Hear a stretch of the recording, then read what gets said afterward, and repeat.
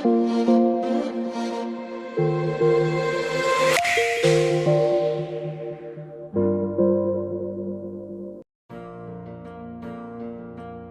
oke lor, welcome back to Fun One. Di video kali ini agak berat sih. Kita akan ngebahas tentang ringkasan alur cerita Shingeki no Kyojin atau Attack on Titan. Karena ceritanya panjang, aku bagi jadi part 1 dan part 2. Tapi akan aku usahakan untuk seringkas mungkin. Meskipun cerita Shingeki no Kyojin ini bagus, tapi banyak terdapat plot hole. Mungkin aku akan bahas di video yang lain kalau jadi. Seperti biasa, kita akan mulai dari sejarah awal terlebih dahulu. Kira-kira 2000 tahun sebelum jalan cerita utama, terdapat sebuah suku yang rakus yang bernama suku Eldia. Suku Eldia yang rakus ini menyerang perdesaan, yang nanti salah satu korbannya adalah Ymir. Ymir ini adalah orang yang nantinya akan menjadi cikal bakal kekuatan Titan, yang diwarisi oleh keturunannya yaitu orang-orang Eldia. Maksudnya orang-orang Eldia yang udah bercampur dengan darahnya di sini. Orang-orang desanya pun diperbudak oleh suku Eldia. Suatu malam, Ymir membuka pintu kandang babi dan membiarkan beberapa babi hilang. Ketika sang ketua suku saat itu yaitu Fritz bertanya kepada para budak, mereka menunjuk si Ymir. Ymir pun dibebaskan tapi untuk diburu. Ymir dijadikan bahan buruan oleh anak buah Fritz. Ymir yang terluka terus berlari ke dalam hutan sampai ia menemukan sebuah pohon raksasa. Di tengah pohon itu ada rongga untuk bersembunyi. Ymir pun masuk dan ternyata di dalam sana ada jurang yang tak sengaja ia terjatuh ke sana. Ternyata di dalam jurang tersebut ada genangan air, ya kayak danau bawah tanah gitulah. Di sana, di tengah kegelapan danau bawah tanah, ada satu makhluk yang tiba-tiba muncul dan mendekati Ymir. Makhluk itu bentuknya seperti tulang punggung manusia, tapi bentuknya mirip kayak akar juga sih, meskipun lebih mirip kayak kelabang lebih tepatnya. Konon makhluk ini sudah hidup sejak zaman prasejarah. Nama dari makhluk ini tidak disebutkan di manga, tapi kalau di dunia nyata namanya adalah Hallucigenia, sejenis kayak cacing gitulah. Hallucigenia ini berasal dari masa Kambrium pertengahan. Hallucigenia ini pun menyatu dengan tulang belakang Ymir yang menjadi satu dengan DNA miliknya. Lalu lahirlah Titan pertama di dunia yaitu Founding Titan Ymir atau Shisono Kyojin. Titan pertama Ymir ini sangatlah tinggi, tapi aku belum nemu tinggi yang valid di manganya, aku belum nemu. Soalnya nggak disebutin. Meskipun ada beberapa sumber yang ngomong tingginya 130, ada yang ngomong 240, ada juga yang ngomong 300 sekian meter. Tapi yang jelas di atas 50 meter lah, kita sepakati aja yang jelas di atas 50 meter, oke? Setelah mendapatkan kekuatan Titan, Ymir nggak menggunakan kekuatan itu untuk membalas dendam atau paling nggak menghentikan kesewenang-wenangan dari Fritz atau kaum Eldia. Dia justru tunduk pada Fritz dan tetap menjadi budaknya. Akhirnya kekuatan Titan Ymir pun digunakan Fritz untuk menyerang bangsa-bangsa lain, seperti Marley. Fritz kemudian berhubungan dengan Ymir dan memiliki anak. Namun Fritz juga memiliki banyak permaisuri. Ymir cuma kayak dimanfaatkan untuk kepentingan politiknya si Fritz. Alasan kenapa si Ymir tetap tunduk pada si Fritz karena dia jatuh cinta pada si Raja Fritz itu. Tapi ya malah kayak dimanfaatin gitulah. Negeri Eldia pun terus maju karena mendapat banyak pemasukan dari tanah jajahan. Pada suatu ketika ada satu orang yang berusaha menyerang si Fritz dengan tombak, namun Fritz terselamatkan karena dilindungi oleh Ymir. Melihat Ymir yang tidak memiliki harapan lagi atau sudah kehilangan semangat hidupnya, si Fritz pun memotong-motong bagian tubuh Ymir dan memaksa 3 putrinya hasil hubungan dengan Ymir untuk memakan daging ibu mereka sendiri. Harapannya agar kekuatan Titan Ymir tetap terwariskan. 3 putrinya si Ymir ini bernama Maria, Rose, dan Sina. Ketika Ymir dimakan oleh ketiga putrinya, dia pun tiba-tiba berada di tanah misterius yang tandus. Di sana terdapat semacam pohon atau koordinat dari satu cabang berpecah menjadi 3, karena dari Ymir diwariskan kepada ketiga putrinya usai memakannya. Raja Fritz yang sudah hampir menemui ajalnya berwasiat kepada ketiga putrinya sebelum meninggal agar ketiga putrinya memiliki banyak keturunan, dan kekuatan Titan harus terus diwariskan. Akhirnya yang tadinya dari 1 Titan terpecah menjadi 3, kemudian terpecah menjadi 9, yang kemudian nanti disebut Titan Shifter. Ada Founding Titan atau Shisono Kyojin, Colossal Titan, Armor Titan, Attack Titan, Warhammer Titan, Female Titan, Car Titan, Jow Titan, dan Beast Titan. Kekuatan Titan Shifter ini hanya akan bertahan selama 13 tahun pemakaian dan harus diwariskan. Kalaupun tidak diwariskan atau dibawa mati, maka kekuatannya itu akan otomatis terpindah kepada keturunan Eldia yang lain. Dalam hal ini, jarak tidak menjadi masalah. Para Titan Shifter ini memiliki kemampuan yang tidak dimiliki oleh Titan murni atau Titan umumnya. Ada kemampuan umum yang dimiliki oleh Titan Shifter, ada juga kemampuan istimewa yang hanya dimiliki oleh Titan Shifter tertentu. Beberapa kemampuan umum yang dimiliki oleh Titan Shifter atau bisa dimiliki oleh semua Titan Shifter adalah yang pertama hardening atau pengerasan, kemampuan memindahkan kesadaran ke seluruh tubuh Titan, dan juga kemampuan regenerasi tubuh serta kemampuan transformasi dari manusia menjadi Titan. Sebenarnya ada satu lagi kemampuan yang bisa terbilang istimewa karena hanya dimiliki oleh 3 Titan, yaitu Warhammer, Beast Titan, dan Car Titan, yaitu dapat berbicara dalam wujud Titannya. Kenapa Jauh Titan Ymir nggak aku masukin ke sini? Soalnya Jauh Titan Ymir nggak bisa bicara dengan lancar kayak Warhammer, Car Titan, atau Beast Titan. Nah, para Titan ini selain memiliki kemampuan yang umum seperti tadi, yang bisa dimiliki semua Titan Shifter, ada juga yang memang memiliki kemampuan spesial atau kemampuan istimewa yang hanya dimiliki oleh Titan-Titan tertentu. Dari yang pertama, Shisono Kyojin atau Founding Titan. Bisa dibilang Titan ini adalah yang paling OP dibandingkan semua Titan Shifter yang lain. Tinggi dari Titan ini beragam, dari yang milik Ymir Fritz yang pertama yang tingginya di atas 50 meter, bahkan ada yang ngomong 100 sekian tadi. Terus milik Eren yang jauh lebih besar lagi, di atas 100 meter yang jelas. Ada yang ngomong 600 meter panjangnya, pokoknya di atas 120 meter yang jelas. Terus ada juga yang tingginya rata-rata, kebanyakan tingginya 13 meteran, seperti milik Frida Reis, Uri Reis, dan yang sebelum-sebelumnya. Kemampuan dari Founding Titan ini mulai dari kemampuan untuk menciptakan Titan, kemampuan mengendalikan kekuatan Titan atau juga mengendalikan Titan, entah itu Titan murni atau Titan Shifter. Lalu ada juga kemampuan untuk ngesummon Titan Shifter yang udah mati, jadi kayak Edo Tensei lah kalau di Naruto. Lalu kemampuan telepati ke seluruh orang yang memiliki darah Ymir, dan juga kemampuan memanipulasi tubuh dari keturunan Ymir, jadi bisa kayak di otak-atik gitulah. Pernah ada suatu wabah yang menyebar di berbagai negara, yang tentu saja referensinya adalah wabah Black Death kalau di dunia nyata yang pernah melanda Eropa. Di dunia Shingeki no Kyojin, wabah ini dihentikan oleh pengguna Founding Titan saat itu dengan manipulasi tubuh para pemilik darah Ymir. Wabah itu pun hilang dari kekaisaran Eldia dalam semalam. Lalu kemampuan membuat sumpah yang dapat mengikat para keturunannya, serta kemampuan kewaskitaan. Singkatnya, kemampuan ini memungkinkan Founding Titan untuk mempengaruhi dan mendapat informasi dari masa lalu, masa depan, atau masa kini, serta dapat memberikan dampak yang besar pada masa tersebut. Misalnya Bertolt setelah dia menjebol dinding Maria, Eren lah yang memberikan perintah kepada Titan Dynafritz untuk tidak memakan Bertolt saat itu dan mengalihkannya memakan ibu Eren. Kemampuan ini juga melampaui ruang dan waktu dalam cerita Shingeki no Kyojin, tapi juga memiliki dampak negatif, yaitu bisa mengacaukan pikiran penggunanya. Tapi Founding Titan ini agak unik karena berbeda dengan Titan Shifter lainnya, di mana Founding Titan ini memerlukan pemilik darah kerajaan yang masih hidup untuk bisa menggunakan kekuatannya. Yang kedua yaitu Colossal Titan atau Cho-Ogata Kyojin. Julukan lainnya yaitu Dewa Kehancuran. Colossal Titan ini memiliki tinggi 60 meter dan memiliki fisik seperti manusia yang dikuliti, kelihatan dagingnya gitulah. Kemampuannya yaitu mengeluarkan uap yang sangat panas, kemampuan ledakan ketika bertransformasi, serta kemampuan meledakkan diri ketika terancam. Yang ketiga yaitu Warhammer Titan atau Sensui no Kyojin. Titan ini memiliki tinggi 15 meter dengan beberapa kemampuan. Yang pertama yaitu kemampuan untuk membuat senjata apapun, tentu saja senjata abad pertengahan.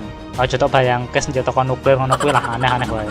Misal kayak crossbow, palu, pedang, sejenisnya lah. Satu lagi yaitu kemampuan istimewa dari Titan ini, yaitu wujud manusianya itu disembunyikan di bawah tanah, bukan di tengkuk, dan terhubung melalui semacam kabel Titan yang tersambung ke badan Titannya. Jadi selama kabel itu tidak dipotong dan hanya tertebas tengkuknya atau leher belakang Titan si Warhammer, maka si Warhammer Titan ini belum akan mati. Mirip-mirip kayak konsep Kugutsu di Naruto.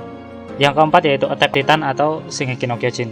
Titan ini memiliki tinggi 15 meter dan memiliki kemampuan untuk melihat masa depan ataupun masa lalu dari pewarisnya. Jadi meskipun si pewaris yang akan datang itu belum mendapatkan kekuatan Titan, namun ingatannya sudah bisa diwariskan kepada pemilik yang saat ini memegang kekuatan Titan itu. Shingeki no Kyojin ini memiliki satu ciri bahwa siapapun pewarisnya, mereka akan memiliki satu kesamaan, yaitu memperjuangkan kebebasan kaum Eldia. Yang kelima yaitu Beast Titan atau Kemono no Kyojin. Tidak banyak keistimewaan dari Titan ini, hanya bentuknya saja yang menyerupai binatang buas atau monyet lebih tepatnya. Tingginya 17 meter. Namun khusus untuk Zeke Yeager, dia bisa mengoptimalkan kemampuan Beast Titan miliknya sehingga dia dapat mengubah orang-orang yang mengkonsumsi cairan tulang belakang Beast Titan miliknya menjadi Titan dan dapat mengendalikan wujud Titan mereka karena darah kerajaan yang dia miliki. Serta Zeke yang memiliki kemampuan melempar yang mengerikan menjadi nilai plus tersendiri untuk Beast Titan di eranya. Yang keenam yaitu Female Titan atau Megata no Kyojin. Female Titan ini memiliki tinggi 14 meter. Titan ini dikatakan tidak memiliki kemampuan khusus, namun dia mampu meniru kemampuan Titan lainnya dengan memakan beberapa bagiannya. Dan juga kemampuan untuk mengeluarkan teriakan yang akan menarik para mindless Titan yang ada di sekitarnya untuk menuju ke tempatnya kemudian memakannya. Yang ketujuh yaitu Armor Titan atau Yoroi no Kyojin. Titan ini memiliki tinggi 15 meter serta kulit berlapis baja yang sulit ditembus. Yang kedelapan yaitu Joe Titan atau Agito no Kyojin. Titan ini memiliki tinggi 5 meter dengan kemampuan yaitu ia memiliki cakar dan gigi yang sangat kuat sampai bisa menghancurkan objek atau bagian tubuh Titan lainnya yang dikeraskan dengan kekuatan hardening atau pengerasan. Terlebih lagi dia memiliki gerakan yang lincah sebab tubuhnya yang kecil dibandingkan Titan Shifter lainnya. Terkhusus untuk Joe Titan versi Falco, dia bahkan mampu menumbuhkan sayap dan bulu yang menutupi sekujur tubuhnya. dan nampak seperti burung sungguhan. Yang kesembilan yaitu Car Titan atau Shari Kinokyojin. Titan ini memiliki tinggi 4 meter dan memiliki postur tubuh yang bungkuk, serta cara berjalannya itu menggunakan kedua tangan dan kakinya. Kemampuan Titan ini yaitu durasi perubahannya sangatlah lama, serta penggunanya itu bisa berubah berulang kali jauh lebih banyak dibandingkan pengguna Titan Shifter yang lain. Nah, kembali lagi ke topik Ymir. Dunia tanah tandus yang misterius itu biar gampang kita sebut aja dunia koordinat lah. Di dunia koordinat itu cara kerja ruang dan waktunya berbeda dengan di dunia nyata. Dan setiap kali seorang Titan Shifter ingin berubah, maka Ymir akan membentuk badan Titan dari pasir lalu kemudian dikirimkan melalui pohon koordinat tersebut ke keturunannya yang berubah menjadi Titan. Bangsa Eldia pun menjelma menjadi negara besar dengan kekuatan 9 Titan Shifter dengan Founding Titan sebagai Titan terkuat. Para bangsa Eldia pun kini semuanya telah memiliki darah Ymir. Dengan kata lain, mereka semua memiliki potensi untuk berubah menjadi Titan atau dirubah menjadi Titan. Tak terhitung berapa banyak peradaban bangsa yang telah dihancurkan oleh kekuatan Titan Eldia.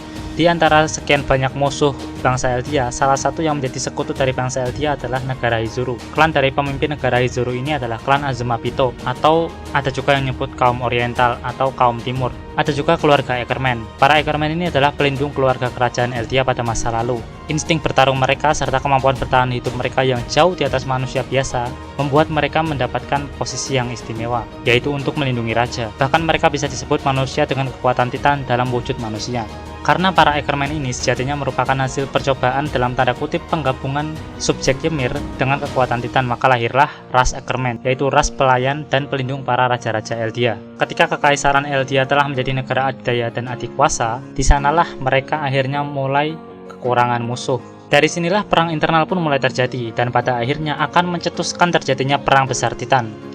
Perang antara 8 keluarga yang dipasrai memegang kekuatan 8 Titan Shifter. Konflik internal ini pun melemahkan stabilitas dari kekaisaran Eldia, yang kini dipenuhi konflik satu sama lain atas perebutan kekuatan Titan. Namun keluarga Fritz yang memegang kekuatan Founding Titan mengambil posisi tengah atau tim non-blok dan tidak terlibat dalam konflik antar para pemegang kekuatan Titan. Hingga ketika Raja Karl Fritz yang merupakan raja ke-145 merasa empati kepada para negara-negara yang pernah dijajah oleh Eldia. Dia juga merasa bosan dengan konflik yang terus berkecamuk di dalam tubuh kekaisaran Eldia. Perlu diketahui ketika kekuatan Titan ini diwariskan, maka ingatan pendahulunya juga akan ikut terwariskan. Karl Fritz pun merasa bahwa dosa Eldia di masa lalu tidak akan pernah terhapus. Dia pun merencanakan suatu konspirasi dengan keluarga Tybur yang dipasrai memegang kekuatan Titan Warhammer atau Titan Palu Perang untuk menciptakan sosok pahlawan bernama Helos dari kaum Marley dan memanfaatkan ketidakadanya Karl Fritz di kerajaan Eldia untuk meruntuhkan kekaisaran Eldia, yang akhirnya bangsa-bangsa yang pernah diperbudak oleh Eldia pun bisa bangkit dan merdeka. Karl Fritz pergi dari benua utama menuju ke pulau kecil di dekat benua utama, yaitu Pulau Paradis. Karl Fritz berusaha membawa sebanyak mungkin penduduknya atau bangsa Eldia agar tinggal dalam Pulau Paradis. Namun ada juga yang memilih untuk menetap di benua utama. Karl Fritz membuat sumpah untuk meninggalkan perang, yang mana sumpah ini akan mengikat para keturunannya agar bisa mengerti maksud dari sumpah Karl Fritz untuk menebus dosa para leluhurnya dengan memalingkan wajah dari dunia. Raja Fritz ke-145 ini juga mengancam akan memerintahkan puluhan juta Titan kolosal atau kita sebut aja Wall Titan untuk meratakan dunia jika kehidupan barunya diusik. Namun ancaman itu sebenarnya hanya bertujuan untuk terciptanya kedamaian sementara. Jika suatu saat Marley menjadi negara kuat dan ingin merebut kekuatan Founding Titan atau ingin memusnahkan kaum Eldia, dia sudah siap menerimanya. Karena itulah Karl Fritz sengaja menggiring rakyatnya sebanyak mungkin agar terkumpul di satu titik dan menjanjikan kedamaian palsu di dalam dinding.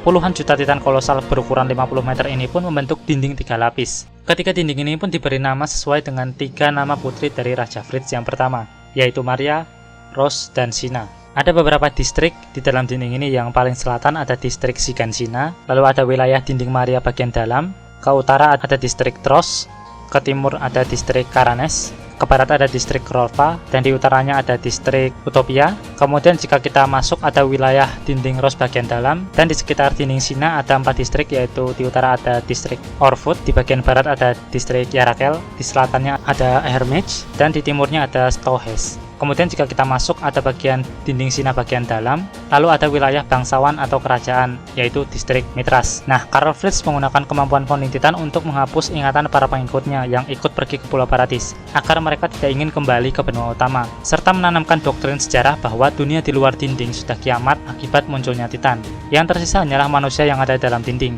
Namun metode cuci otak ini hanya berpengaruh kepada kaum Eldia, tidak berpengaruh kepada kaum Oriental yang ikut ke Pulau Paradis, juga kepada kaum Ackerman. Akhirnya karena memberontak, keturunan Ackerman dan Oriental ini pun dipersekusi dan mereka kabur serta bersembunyi di sudut-sudut negeri. Namun meski ingatannya telah terhapus, beberapa dari mereka masih ada yang membawa buku atau barang-barang dari benua utama yang mereka simpan, yang nantinya akan menjadi petunjuk bahwa masih ada dunia di luar dinding. Berbanding terbalik dengan warga di Pulau Paradis, warga Eldia di benua utama kini menjadi budak bangsa Marley dan diperlakukan semena-mena balik. Sedangkan keluarga Tybur dianggap sebagai keluarga yang terhormat di Marley, bahkan mereka menjadi pemegang otoritas utama negara Marley yang sebenarnya. Dan legenda dari konspirasi tentang pahlawan Helos ini pun terus diceritakan kepada anak-anak di benua utama dan di negeri-negeri lain. Juga tentang kekejaman kaum Eldia yang membuat kaum Eldia makin dibenci dari generasi ke generasi. Ada dua versi cerita yang tersebar tentang masa lalu kaum Eldia. Yang pertama, yang versi menjelek-jelekan. Sebenarnya bukan menjelek-jelekan sih, tapi yang versi kekejamannya. Cerita yang ditanamkan kepada anak-anak Eldia di benua utama juga kepada orang-orang di berbagai penjuru dunia adalah tentang kebejatan dan juga kekejaman kaum Eldia. Bagaimana mereka membantai berbagai ras di luar mereka, bagaimana mereka memperbudak, menghancurkan peradaban negeri tersebut, kemudian memakan para leluhur-leluhur dari negeri-negeri lain dengan kekuatan titan mereka. Dan juga yang satu lagi yang versi sudut pandang dari Eldia. Cerita yang satu ini nanti ditemukan di gerakan restorasi Eldia, di mana di sini diceritakan dari sudut pandang bangsa Eldia itu sendiri, bahwa dengan kekuatan Titan mereka memajukan peradaban dan juga memberikan banyak hal positif. Bagi kaum Eldia, Ymir dianggap seperti dewa, dan bagi kaum di luar Eldia, Ymir dianggap seperti iblis. Kalau para Eldia di benua utama itu tersiksa, para Eldia di Pulau Paradis mereka tidak mengetahui dosa apapun yang pernah dilakukan oleh para leluhurnya. Mereka selalu hidup dalam dinding yang membatasi mereka dengan dunia luar. Mereka terisolir dari dunia itu selama 100 tahun. Dan menganggap bahwa sudah tidak ada kehidupan di luar dinding. Di luar dinding tersebut, pihak Marley yang telah menjadi negara besar sering melakukan invasi ke berbagai wilayah untuk memperluas kekuasaannya. Para Eldia yang ditindas ini pun dijadikan bidak perang oleh Marley dengan alasan pembuktian kesetiaan kepada negeri mereka Marley serta untuk menebus dosa Eldia, juga dengan harapan agar mereka bisa menjadi warga Marley yang terhormat, padahal itu cuma propaganda aja. Kini para Eldia di benua utama tidak bangga memiliki darah Ymir, bahkan mereka ingin menjadi warga Marley. Mereka yang mencoba membuat gerakan pemberontakan dan berhasil tertangkap akan disiksa kemudian dikirim ke Pulau Paradis dengan diubah menjadi Mindless Titan. Ada juga yang mengalami gangguan jiwa akibat terlalu lama dan tertekan di medan perang sehingga mereka kehilangan akal sehat, lalu dijadikan senjata bom Titan untuk menjajah negara-negara lain, atau dibuang ke Pulau Paradis dengan diubah menjadi Titan. Harapannya para bangsa Eldia di sana terkepung dan tersiksa karena dikerumuni oleh Titan di luar dinding. Awalnya niat Marley hanya agar para Eldia tertahan dalam dinding karena ada Titan di luar dinding, namun itu juga menjadi bumerang dan hambatan tersendiri bagi pihak Marley ketika mereka ingin mengeksplorasi Pulau Paradis dan merebut Titan pendiri, jadi senjata makan tuan. Oke, kita masuk ke alur cerita utama. Aduh, jangkrik tuh tenan. I gotta sit down. Breathe, dude. 1802 tahun dari ketika Ymir mendapat kekuatan Titan. Para Eldia di benua utama hidup dalam camp pengasingan, yang juga terisolasi dengan dibatasi oleh dinding. Para Eldia ini diberikan ban pengenal, mereka juga tidak diperbolehkan keluar dari camp pengasingan kecuali memiliki izin atau keperluan khusus, jadi kayak ada suratnya gitulah. Tak sampai di situ, anak-anak Eldia ini juga didoktrin akan dosa pendahulu mereka yang harus mereka tanggung, dan mereka tebus dengan mengabdikan diri kepada Marley. Para warga Eldia juga dilarang untuk memiliki anak atau menikah dengan warga Marley, serta mereka diajarkan sejarah dari sudut pandang Marley tentang pendahulu mereka yaitu Ymir dan juga bangsa Eldia. Diceritakan di sana ada sepasang kakak beradik, yaitu Grisha Yeager dan Fay Yeager, anak dari pasangan keluarga Yeager. Grisha dan adiknya pergi untuk melihat pesawat balon udara. Awalnya mereka hanya lihat sampai di dekat dinding. Namun karena sang adik yang penasaran, sang kakak Grisha pun mengajak sang adik keluar dari tempat tersebut menuju ke tempat balon udara mendarat. Di sana Grisha dan adiknya dikonangi oleh dua petugas yang sedang bermalas-malasan. Salah satu dari mereka menghukum Grisha dan mengajarnya. Yang satu lagi mengantar Fay pulang. Namun dia sebenarnya membiarkan Fay Yeager dimakan oleh anjing hidup-hidup. Grisha yang mengetahui adiknya telah mati termakan emosi, marah dan dendam. Namun di sini dia belum mengetahui kebenarannya. Waktu pun terus berlalu hingga Grisha melanjutkan klinik ayahnya. Dia pun bertemu dengan Grace yang merupakan anggota restorasi Eldia. Di sana Grisha diajak untuk bergabung dan akhirnya dia mengetahui tentang kebenaran kematian adiknya. Dia pun memutuskan untuk bergabung dengan restorasi Eldia. Gerakan restorasi Eldia ini dikepalai oleh seseorang yang menyamar dengan kode name Fukuro atau si burung hantu. Dia terus memberikan informasi tentang sejarah kaum Eldia, persenjataan, dan lain-lain kepada gerakan restorasi Eldia. Sampai suatu hari Fukuro ini mengirim Daina Fritz untuk bergabung di dalam gerakan ini. Dia merupakan keturunan kerajaan terakhir yang menetap tinggal di benua utama ketika Raja Karl Fritz mengasingkan diri ke Pulau Paradis. Grisha dan Daina pun akhirnya menikah dan memiliki putra berdarah kerajaan yaitu Zeke Yeager. Pemerintah Marley pun melakukan rekrutmen agar bisa memilih pejuang Marley dari para Eldia yang nantinya 7 kadet terbaik akan mewarisi kekuatan Titan. Karena perkembangan teknologi militer berbagai bangsa yang makin cepat, ditambah karena Paradis memiliki bahan bakar fosil yang melimpah, menjadi alasan Marley ingin menguasainya secepatnya. Marley ingin merebut kekuatan Titan pendiri secepatnya, agar mereka memiliki kartu as jika terpaksa menggunakannya suatu hari nanti. Grisha dan juga Daina pun menekan Zeke untuk menghayati doktrin sejarah yang dia berikan kepada Zeke. Zeke pun memaksakan diri menjadi prajurit. Dia berjuang secara paksa demi membangkitkan kekaisaran Eldia. Beban pikiran yang ditanggung Zeke sangat besar di sini. Zeke kebetulan ketika kecil bukanlah anak yang mencolok, namun dia kenal dengan salah satu pewaris, yaitu pewaris bis Titan, Tom Saver. Di tengah tekanan dari orang tuanya yang egois, Zeke bisa menemukan titik-titik kebahagiaan bersama Tom Saver ketika bermain bola. Mereka pun akrab. Namun suatu saat, Zeke mengetahui bahwa para petugas Marley mendapat petunjuk tentang gerakan restorasi Eldia dan akan segera menangkap semua anggota yang terlibat. Zeke kemudian menceritakannya dengan Tom Saver. Tom Saver pun memberikan usulan agar Zeke melaporkan kedua orang tuanya. Dengan begitu, dia, kakek, dan neneknya akan selamat, serta Zeke tidak akan diragukan kesetiaannya kepada Marley. Zeke pun terpaksa melakukan hal tersebut. Ayah dan ibunya ditangkap, sedangkan dia dibimbing oleh Tom Saver dan akhirnya menjadi pewaris bis Titan. Oke, kembali lagi di beberapa saat setelah gerakan restorasi Eldia ditangkap. Seketika setelah ditangkap, para anggota restorasi Eldia ini pun disiksa dan dipaksa membongkar siapa identitas dari si Fukuro. Namun untungnya mereka tidak ada yang tahu. Para anggota restorasi Eldia ini pun diubah menjadi Titan satu persatu termasuk Daina Fritz. Lalu yang terakhir ketika Grisha akan dibuang agar dimakan Titan, petugas lainnya mendorong hingga petugas yang akan membuang si Grisha itu pun terjatuh. Petugas yang mendorong petugas lainnya ini adalah petugas yang sama yang mengajar Grisha ketika kecil. Dia adalah Eren Kruger alias si Fukuro. Sedangkan petugas yang didorong Eren Kruger adalah petugas yang sama yang membuat adik Grisha dimakan oleh anjing. Petugas yang terjatuh itu pun dimakan Titan dan Eren Kruger menunjukkan kekuatan attack Titan miliknya. Dia pun menghancurkan kapal Marley dan membunuh semua tentara Marley yang ada di sana. Eren Kruger mewarisi attack Titan atau Shingeki no Kyojin. Kruger di sini sempat menceritakan sedikit tentang dirinya. Dulu sisa-sisa anggota kerajaan membentuk pasukan revolusi. Ayahnya adalah salah satu anggota, namun mereka dibakar hidup-hidup. Kruger yang masih kecil hanya bisa melihat dari lemari sembari bersembunyi. Ketika Grisha menanyakan bagaimana Fukuro bisa lolos dari pemeriksaan darah, Fukuro atau si Kruger menjawab bahwa ia bekerja sama dengan seorang dokter, karena itu ia bisa lolos. Kruger juga mengatakan bahwa seorang dokter sangat cocok untuk menjadi intel. Di sini Kruger juga berbagi cerita bahwa ia telah berkali-kali terpaksa menyiksa dan mengubah para saudara dan saudarinya sama Eldia menjadi Titan, sehingga penyamarannya tidak terungkap hingga hari ini. Kruger juga menjelaskan bahwa sudah hampir 13 tahun sejak ia mewarisi kekuatan attack Titan. Kemudian Kruger pun memasrahkan misi mencuri kekuatan Titan pendiri kepada Grisha, serta mewariskan kekuatan attack Titan kepada dirinya. Kruger juga mengatakan bahwa Grisha harus menyelesaikan tugasnya tersebut. Di sini bahkan Kruger sempat menyebut nama Mikasa dan Armin. Ini karena kekuatan Shingeki no Kyojin atau Attack Titan yang dapat melampaui ruang dan waktu dalam cerita ini. Kruger juga berpesan agar Grisha menyayangi seluruh penduduk dalam dinding, juga membangun keluarga. Grisha pun menuju ke tembok dengan kekuatan Titannya, hingga dia bertemu dengan seorang perwira pasukan pengintai yaitu Cait Shadis. Belajar dari kesalahannya di sini, Grisha berusaha untuk menyembunyikan identitasnya dan juga bergerak secara sembunyi-sembunyi. Singkat cerita, Grisha pun cukup akrab dengan Cait Shadis dan juga Hannes. Grisha pun memberikan dorongan agar Cait Shadis tetap berjuang di Survey Corps. Hingga suatu ketika dia bertemu dengan Carla ketika sedang berada di restoran bersama Cait Shadis, yang nantinya mereka akan menjadi pasangan suami istri. Ketika suatu wabah menjangkit dalam dinding Maria, Grisha yang merupakan seorang dokter pun membantu mengobati para pasien di sana. Hingga dia pun dikenal jasanya oleh para penduduk distrik Shiganshina. Tak lama setelah itu, Grisha dan Carla pun menikah. Mereka memiliki anak bernama Eren Yeager. Sedangkan Cait Shadis terus melanjutkan perjuangannya, namun terus gagal. Sebenarnya Cait di sini menaruh hati pada Carla juga, namun dia didahului oleh si Grisha.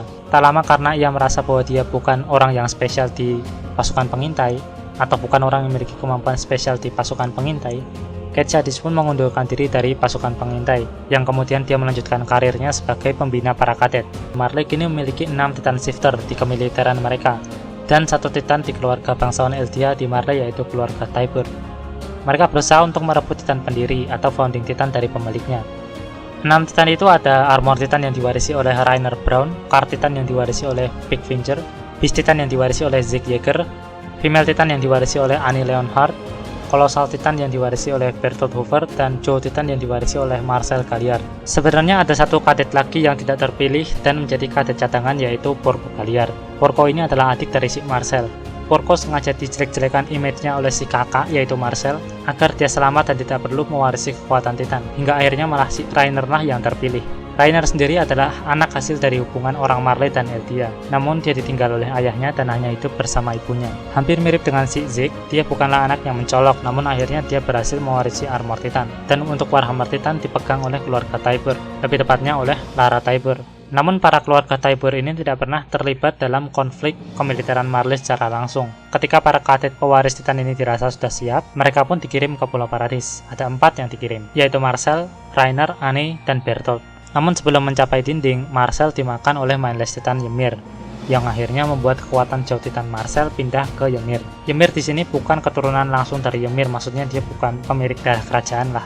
Dia hanya anak gelandangan di benua utama yang diadopsi lalu dijadikan seolah-olah merupakan keturunan langsung dari Ymir. Dengan kata lain, dia hanya anak biasa yang dipaksa mengemban nama dan peran yang begitu besar sebagai Ymir. Karena sekte tersebut pun akhirnya ketahuan oleh pihak Marley, mereka pun ditangkap dan diubah menjadi Titan. Ymir pun menjadi Titan selama 60 tahun. Baru dia menjadi manusia kembali setelah memakan Marcel yang merupakan pewaris Jauh Titan. Akan tetapi wujud dari Titan Ymir tidak berubah. Annie dan Bertolt awalnya ingin mengcancel misi mereka karena kehilangan Marcel yang merupakan pemimpin. Namun Rainer memaksa Annie dan Bertolt untuk meneruskan misi karena ambisi pribadinya yang ingin menjadi pejuang yang terhormat. Beralih ke dinding Maria, di sana Eren yang merupakan anak dari Grisha Yeager dan Carla sudah tumbuh meskipun masih bocah. Eren tumbuh menjadi pribadi yang pemberani dan nekat.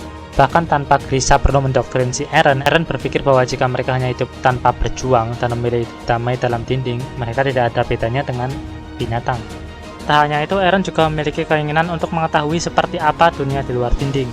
Keinginannya itu dilandasi dengan tekad yang kuat dalam dirinya, yang tidak ingin membuat pengorbanan mereka yang telah berjuang dan telah mati menjadi sia-sia. Melihat Eren yang tumbuh dengan natural tanpa doktrin dari dirinya pun, Grisha pun berjanji akan menunjukkan ruang bawah tanah rahasia miliknya kepada Eren, kemudian pergi. Grisha sering pergi untuk mengumpulkan informasi tentang Raja Dalam Dinding, sembari menjalankan tugasnya sebagai seorang dokter. Di sini Eren memiliki teman bernama Mikasa Ackerman. Ayah Mikasa adalah seorang Ackerman dan ibunya merupakan keturunan dari klan Azumabito atau yang disebut dalam cerita ini orang Oriental. Keduanya merupakan kenalan ayah Eren. Ada suatu tragedi di mana ada perampok yang ingin menculik ibu Mikasa dan Mikasa, namun justru salah satu dari mereka terpaksa membunuh ibunya dan hanya berhasil mengambil Mikasa. Mikasa pun direncanakan akan dijual di pasar gelap, namun Eren dan Grisha yang waktu itu menyadari telah terjadi penculikan segera menghubungi kepolisian militer. Namun Eren di sini nekat pergi dan menyelamatkan Mikasa seorang diri. Saat itulah pertama kali Mikasa mengaktifkan insting Ackerman miliknya dan berhasil membunuh para perompak itu. Sejak saat itu Eren memberikan sialnya kepada Mikasa. Dari sinilah Mikasa awal menaruh hati kepada Eren. Mereka pun tinggal satu rumah dan dirawat oleh keluarga Eren. Sejak saat itu pun kepribadian Mikasa yang sebelumnya itu penakut menjadi lebih dingin dan pemberani. Mikasa juga jadi overprotective kepada si Eren mulai saat itu. Dia juga sering menyelamatkan Eren dalam berbagai kejadian saat masih anak-anak sampai dewasa. Selain Mikasa, ada juga Armin Arler yang merupakan sahabat Eren yang dia kenal sejak kecil. Dia merupakan anak yang cerdas namun kurang baik dalam hal fisik. Dia sangat akrab dengan Eren dan juga sering berbagi cerita tentang dunia luar yang ia pelajari dari buku leluhurnya. Armin juga sempat mengatakan bahwa kedua orang tuanya berniat keluar dinding menggunakan balon udara, namun mereka justru dibunuh oleh petugas kepolisian militer. Nah, bisa dibilang mereka bertiga adalah tiga sekawan lah. Nah, pada tahun itu, tahun 845, Rainer dan Bertolt diangkut oleh Annie menggunakan mode female Titannya. Kemudian Annie berteriak agar para Titan mengikutinya. Annie pun bergantian digendong oleh si Rainer menggunakan mode armor Titan miliknya.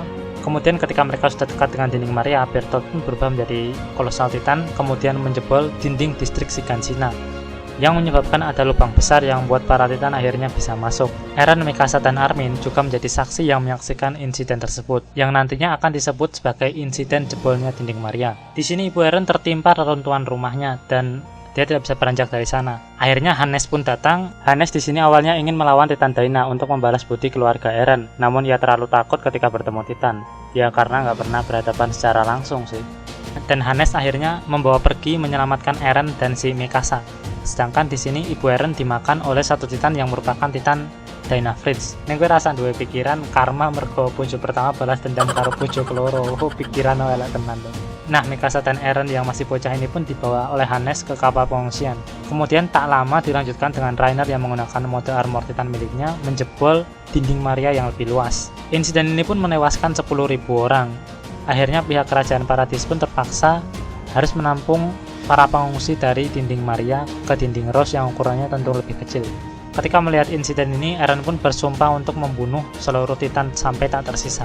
Di malam harinya, Grisha yang waktu itu telah berhasil merebut kekuatan Founding Titan dari tangan Rida Reis, mewariskan kekuatan Attack Titan dan juga Founding Titan kepada Eren sekaligus. Grisha pun dimakan Eren, namun Eren tak mengingatnya.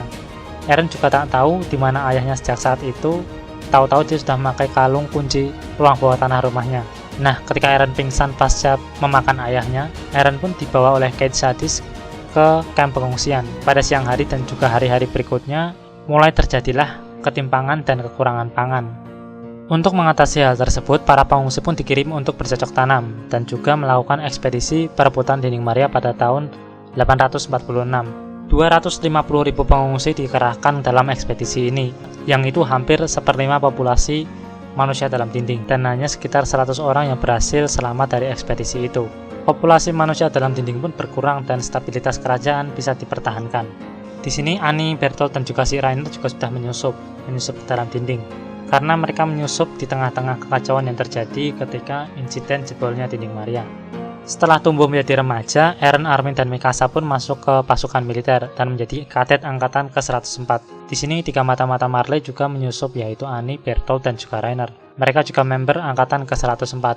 Di sini beberapa tokoh juga dikenalkan, seperti Sasha Blouse, Connie Springer, Krista Lenz, Ymir, Jan Kirsten. Oh ya, Jan ini sempat menaruh hati pada Mikasa. Dia juga sering bentrok dengan si Eren, beda paham lah atau beda pendapat.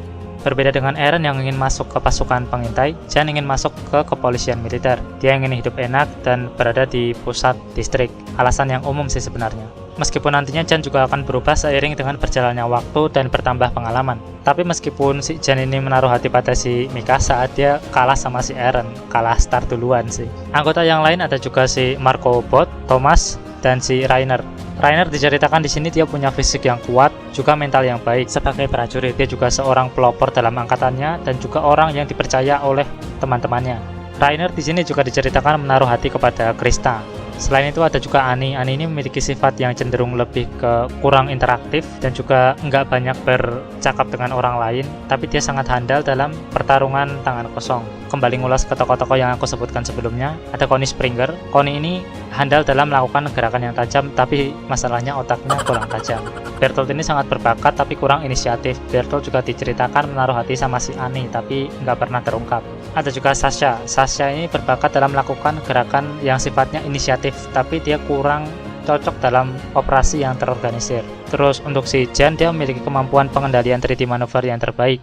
Namun karena kepribadiannya menyebabkan sering ada clash dengan sahabatnya. Nah, itu tadi tokoh-tokoh yang nanti cukup tersorot atau berimpact ke alur cerita. Tapi di luar itu masih ada beberapa tokoh-tokoh lain di angkatan 104 lainnya. Misal si Das, Mina Carolina, dan lain-lain. Sempat ketika di awal-awal ketika Eren belajar menggunakan 3D maneuver gear, dia selalu gagal karena alat yang dipakai si Eren itu alat yang rusak, sengaja dirusak oleh si Cait Sadis. Namun meskipun begitu, akhirnya Eren tetap bisa menyeimbangkannya untuk beberapa saat. Tapi setelah itu alatnya diganti dengan alat yang normal dan Eren langsung bisa menggunakannya. Mereka pun menjalani latihan keras selama 3 tahun di kamp pelatihan militer, sehingga lumayan bisa menggunakan 3D maneuver.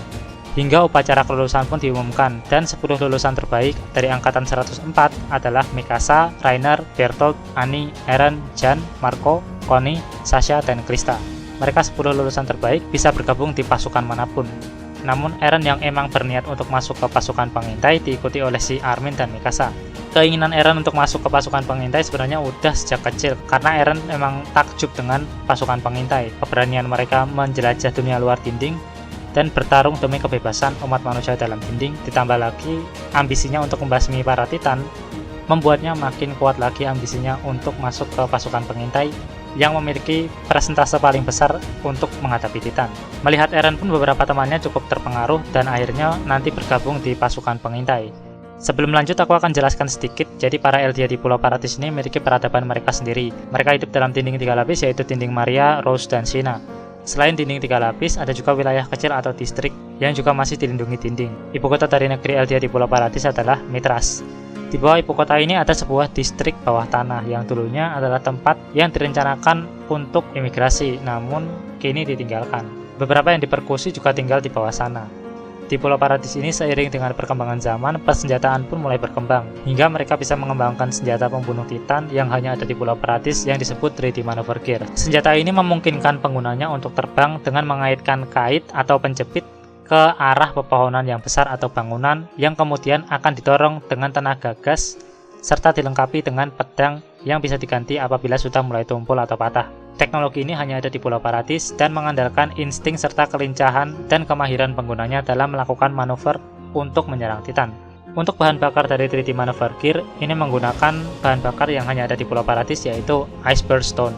3D Maneuver Gear ini dikembangkan untuk mendukung pasukan pengintai dalam menempas Titan di luar dinding. Meskipun prakteknya, Garrison juga menggunakannya. Oh iya, jadi Iceberg Stone itu sebagai bahan bakar utamanya yang menggerakkan mekanisme yang menarik kait yang ditembakkan ke arah pepohonan atau bangunan. Nah, lanjut ke militer Pulau Paratis, ada 3 organisasi militer di Pulau Paratis. Yang pertama, Kempeidan atau kepolisian militer. Ciri mereka yaitu lambang kuda kerajaan yang melambangkan martabat kerajaan yang harus dijunjung tinggi.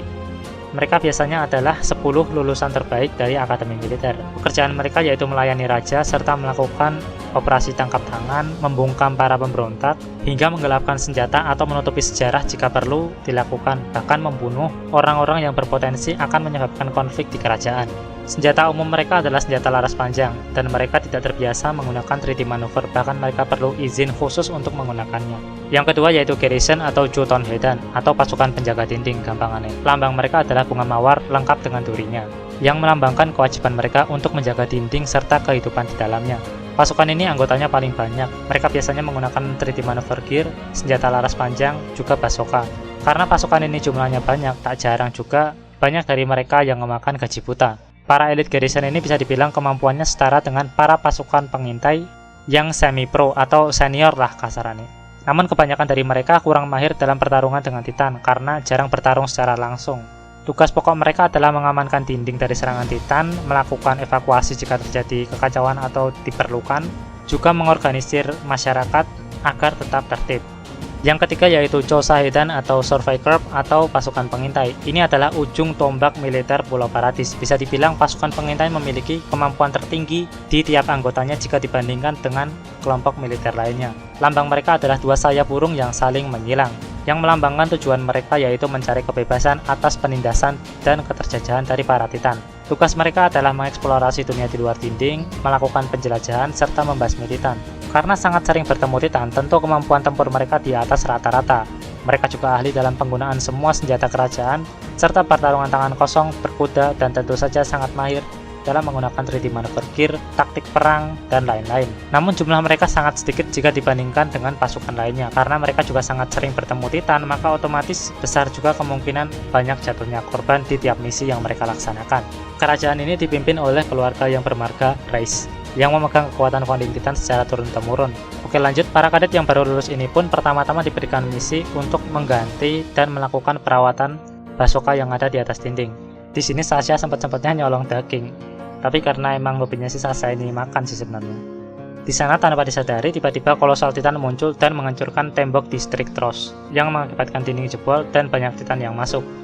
Di sini Eren sempat ingin menyerang kolosal Titan, namun dia berhasil kabur sebelum tertebas. Berita jebolnya dinding distrik Trost pun sampai ke bangsawan Balto yang saat itu sedang bermain dengan komandan pasukan penjaga dinding yaitu Dark Pixis. Di sisi lain, para kadet pun dikumpulkan oleh Kid Wellman yang merupakan salah satu kapten. Dalam misi perebutan distrik Trost ini, Mikasa dan Eren di regu yang berbeda.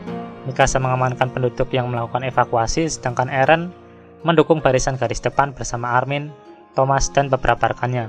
Ketika mereka akan mendukung barisan garis depan, tiba-tiba ada satu Titan abnormal yang menyerang Thomas dan memancing kemarahan Eren. Namun naasnya di sini ketika Eren termakan emosi dan ingin segera menyerang Titan tersebut, kaki Eren justru termakan oleh Titan yang lain.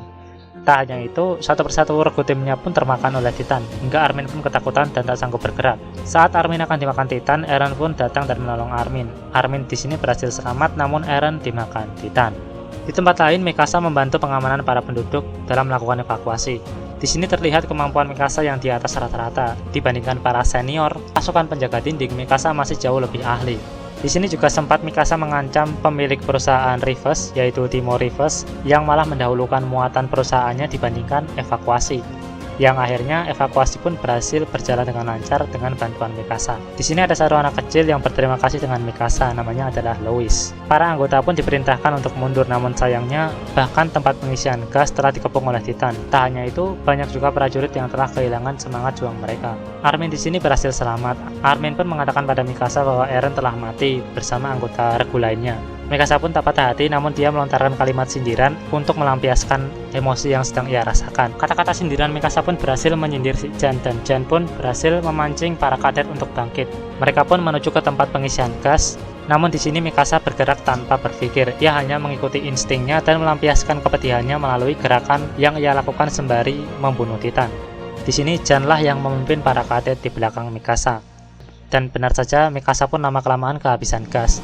Ia pun dikepung oleh dua Titan. Ketika terkepung ini, dia pun teringat pesan Eren untuk bertarung. Dan kemudian Mikasa pun memutuskan untuk bertarung dengan para Titan itu. Di sini ternyata justru salah satu Titan itu menyerang Titan yang lain dan menyelamatkan Mikasa. Titan itu memiliki penguasaan teknik bela diri yang baik. Bahkan ia tidak tertarik untuk memakan Mikasa dan hanya membunuh Titan yang lain. Oh ya, para Titan murni ini hanya memiliki ketertarikan untuk memakan manusia. Mereka tidak tertarik untuk memakan daging binatang. Namun mereka juga tidak memakan manusia untuk bertahan hidup, melainkan hanya untuk dimakan aja. Karena meski tanpa makanan, para Titan ini tetap bisa bertahan hidup. Mereka juga tidak memiliki organ pencernaan dan juga alat kelamin. Jadi manusia yang dimakan nantinya keluar ya bentuknya gumpalan berisi potongan anatomi tubuh manusia gitulah. Para Titan ini tidak akan mati jika hanya tertebas pada bagian jantung atau pada bagian kepala. Mereka baru akan mati jika tertebas pada bagian leher belakang atau tengkuk. Tak lama, Armin dan Connie pun tiba ke tempat Mikasa. Armin memberikan gasnya kepada Mikasa, lalu mereka pun bergerak ke tempat pengisian gas dengan Mikasa yang di depan dan Armin di belakang digendong oleh Connie. Armin, Mikasa, dan Connie pun menuntun Titan tersebut ke tempat pengisian gas dengan harapan Titan itu bisa membantu mereka membantai Titan yang lain. Sesampainya di sana, para Titan di luar pun dihadapi satu persatu oleh Titan tersebut. Dan di saat yang sama, para kadet pun akhirnya berhasil merebut kembali tempat pengisian gas. Ketika mereka akan pergi, Titan misterius itu pun kehabisan tenaga. Dan terlihat ia pun mulai dimakan oleh Titan lainnya. Hingga Titan yang memakan Thomas pun mendekat dan memancing amarah Titan tersebut. Titan misterius itu pun mengamuk dan membunuh semua Titan yang ada, termasuk Titan yang memakan Thomas. Titan itu pun kemudian terjatuh. Dan ada sesuatu yang keluar dari bagian tengkuknya atau bagian leher belakang.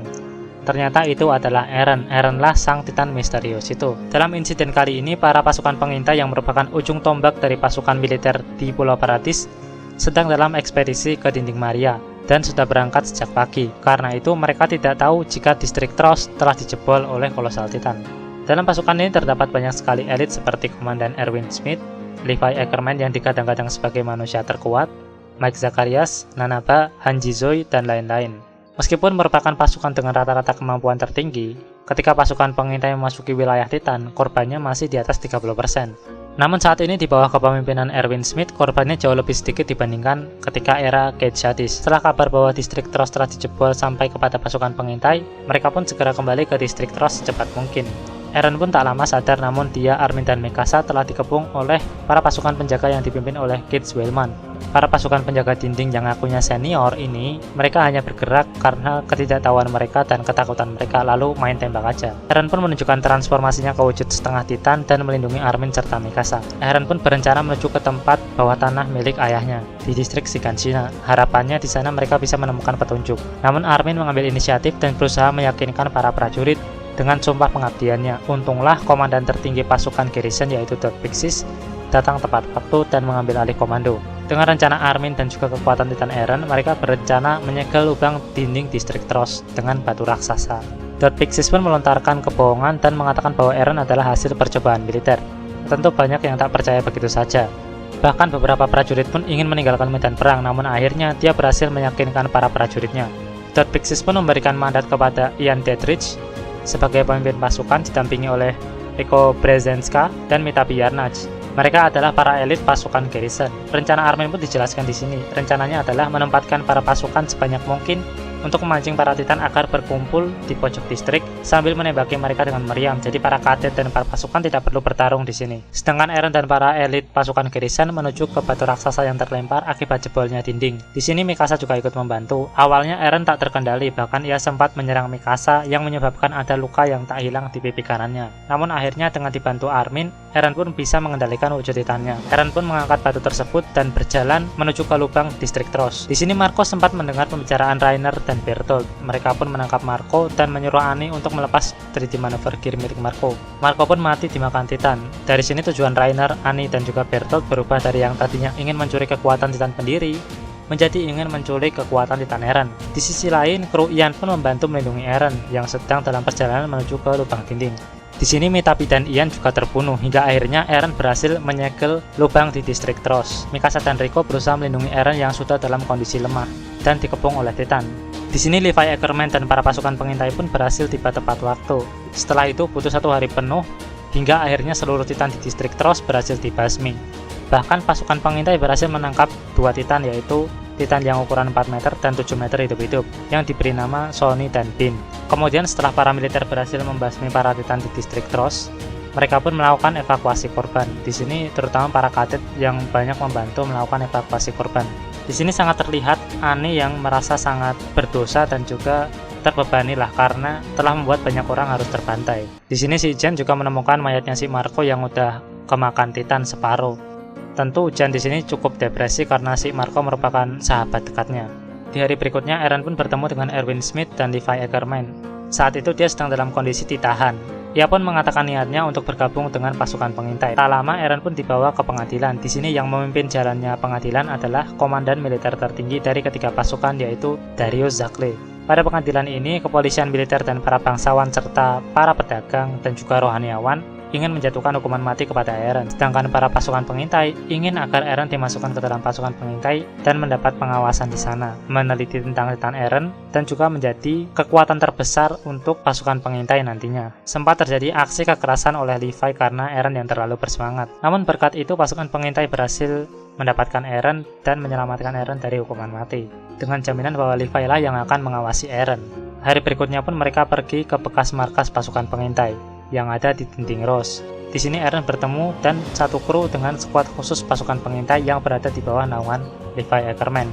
Ada Petra Aral, Auro Bossart, Erjin, dan Gunther. Petra di sini diceritakan menaruh hati kepada sang kapten Levi Ackerman, tapi ya nggak pernah kesampaian. Di sini pertama kali mereka mulai dari bersih-bersih kastil karena si Levi Ackerman ini sangat mengutamakan kebersihan. Kamar Eren pun di bawah tanah untuk berjaga-jaga jika sewaktu-waktu dia berubah menjadi Titan. Malamnya karena si Eren yang terlalu kepo, akhirnya malah diajak ngobrol sama si Hanji sampai pagi. Dan ternyata di pagi harinya 2 Titan yang ditangkap pasukan pengintai telah dibunuh. Pelakunya tidak diketahui, namun disinyalir dia adalah orang yang mahir menggunakan 3D maneuver. Para kadet pun diperiksa 3D maneuver milik mereka untuk memastikan apakah pelakunya berasal dari para kadet. Setelah pemeriksaan itu, upacara perekrutan anggota pun dimulai. Erwin Smith selaku komandan pasukan pengintai membeberkan fakta tentang Eren untuk memancing agar orang-orang mau bergabung di pasukan pengintai. Di samping itu, dia juga membeberkan fakta tentang korban yang jatuh untuk mengetes mental para kadet. Akhirnya yang bertahan dan tetap memilih untuk masuk pasukan pengintai ada Mikasa, Armin, Jan, Reiner, Connie, Bertolt, Ymir, Krista, Sasha, dan beberapa kadet lainnya. Sedangkan Annie masuk ke kepolisian militer. Keesokan harinya mereka pun mendapat pelatihan teori dan harus mengingat formasi jarak jauh yang dirancang oleh Erwin Smith. Para kadet rata-rata ada di barisan lapis kedua. Tugas mereka adalah membawa kuda cadangan dan juga menyampaikan pesan. Sedangkan Eren ada di barisan nomor 2 paling belakang dan di tengah, yang merupakan tempat teraman dalam formasi. Ekspedisi singkat ini bukan hanya dilakukan sekedar untuk latihan perjalanan menuju ke distrik Shiganshina, namun juga mengungkap pengkhianat yang bersembunyi di dalam tubuh militer Pulau Paradis. Setelah menjalani latihan yang cukup panjang, akhirnya hari ekspedisi pun tiba. Cara kerja dari formasi jarak jauh ini adalah pasukan akan menyebar namun tidak terlalu jauh, setidaknya masih terlihat, dan mereka akan mengirim sinyal merah jika melihat Titan normal, yaitu Titan yang menuju ke dalam barisan, atau akan menyerang orang yang dilihat. Jika melihat sinyal tersebut, maka pasukan yang melihat sinyal itu harus menembakkan sinyal yang sama, hingga nanti akhirnya tersampaikan kepada komandan pasukan yaitu si Erwin, dan Erwin akan menembakkan sinyal hijau dan menentukan rute baru. Untuk Titan normal ini mereka harus menghindarinya dan tidak perlu membunuhnya. Dengan begitu, pasukan bisa terus maju tanpa perlu bertarung. Tapi kalau mereka melihat Titan yang tidak normal atau abnormal, yang mengabaikan manusia namun menuju ke dalam barisan, mereka harus menembakkan sinyal hitam dan mereka harus membunuh Titan itu, meskipun itu artinya bertarung di tempat yang kurang cocok digunakan untuk pertarungan 3D maneuver. Nah, tiba-tiba ada satu Titan yang masuk ke dalam barisan. Titan itu berwujud wanita dengan rambut pirang. Dia juga sangat tangkas dalam pertarungan bela diri tangan kosong. Dia adalah female Titan Annie. Annie di sini sempat menghentikan kuda Armin dan membuka penutup kepala Armin untuk mengecek apakah dia Eren atau bukan. Tak lama female Titan Annie pun pergi dan Rainer tak lama kemudian datang. Untunglah si Rainer membawa kuda. Armin dan Rainer pun mengejar si female Titan dari belakang. Tak lama juga si Jen juga tiba. Bersama dengan itu, banyak sinyal kuning yang ditembakkan dari sayap sebelah kanan. Karena banyak Titan yang tiba-tiba datang dan mereka juga sangat cepat, sehingga pasukan sayap kanan tidak bisa meneruskan misi. Sembari mengejar si female Titan, mereka sempat berbincang kira-kira di mana posisi Eren. Armin pun berspekulasi bahwa Eren kemungkinan berada di tengah agak belakang yang merupakan tempat teraman. Armin di sini juga mengetahui bahwa Titan tersebut bukanlah Titan biasa, melainkan orang yang bisa berubah menjadi Titan seperti Eren. Namun saat itu dia belum tahu Titan itu siapa. Jan, Armin, dan Rainer pun berusaha untuk menghentikan si female Titan. Sempat si Jan itu hampir diserang oleh si female Titan Annie, namun female Titan menghentikan serangannya ketika Armin menyindir si Eren. Rainer di sini bahkan sempat diremas, namun dia berhasil melepaskan diri. Di sini Rainer menulis lokasi Eren menurut Armin. Female Titan pun setelah itu berbalik menuju ke bagian belakang tengah, lebih tepatnya menuju ke tempat Eren. Beberapa saat kemudian Armin pun terus berusaha memikirkan siapa kira-kira si female Titan itu dan apa tujuannya, sembari si Rainer mengobati si Armin. Di sini tak lama Krista pun tiba dan membawa 2 kuda. Berkat itu mereka bisa melanjutkan perjalanan. Tidak disangka, meski formasi bagian kanan telah hancur, Erwin tetap memilih melanjutkan misi. Namun female Titan telah menyusup dan membantai banyak pasukan pengintai. Para pasukan pun terus maju hingga dekat dengan pohon raksasa. Tinggi pepohonan raksasa ini sekitar 80 meter dan menjadi tempat yang cocok untuk memakai 3D maneuver. Para pasukan pun masuk ke dalam hutan. Di sini pula, tim Levi bertemu dengan female Titan yang berusaha menangkap Eren. Female Titan atau Annie Leonhardt ini pun terus membantai para pasukan yang menghalangi. Sempat Eren ingin berubah menjadi Titan dan melawannya, namun Petra dan para anggota tim Levi lainnya berusaha melarang Eren karena janji yang mereka buat.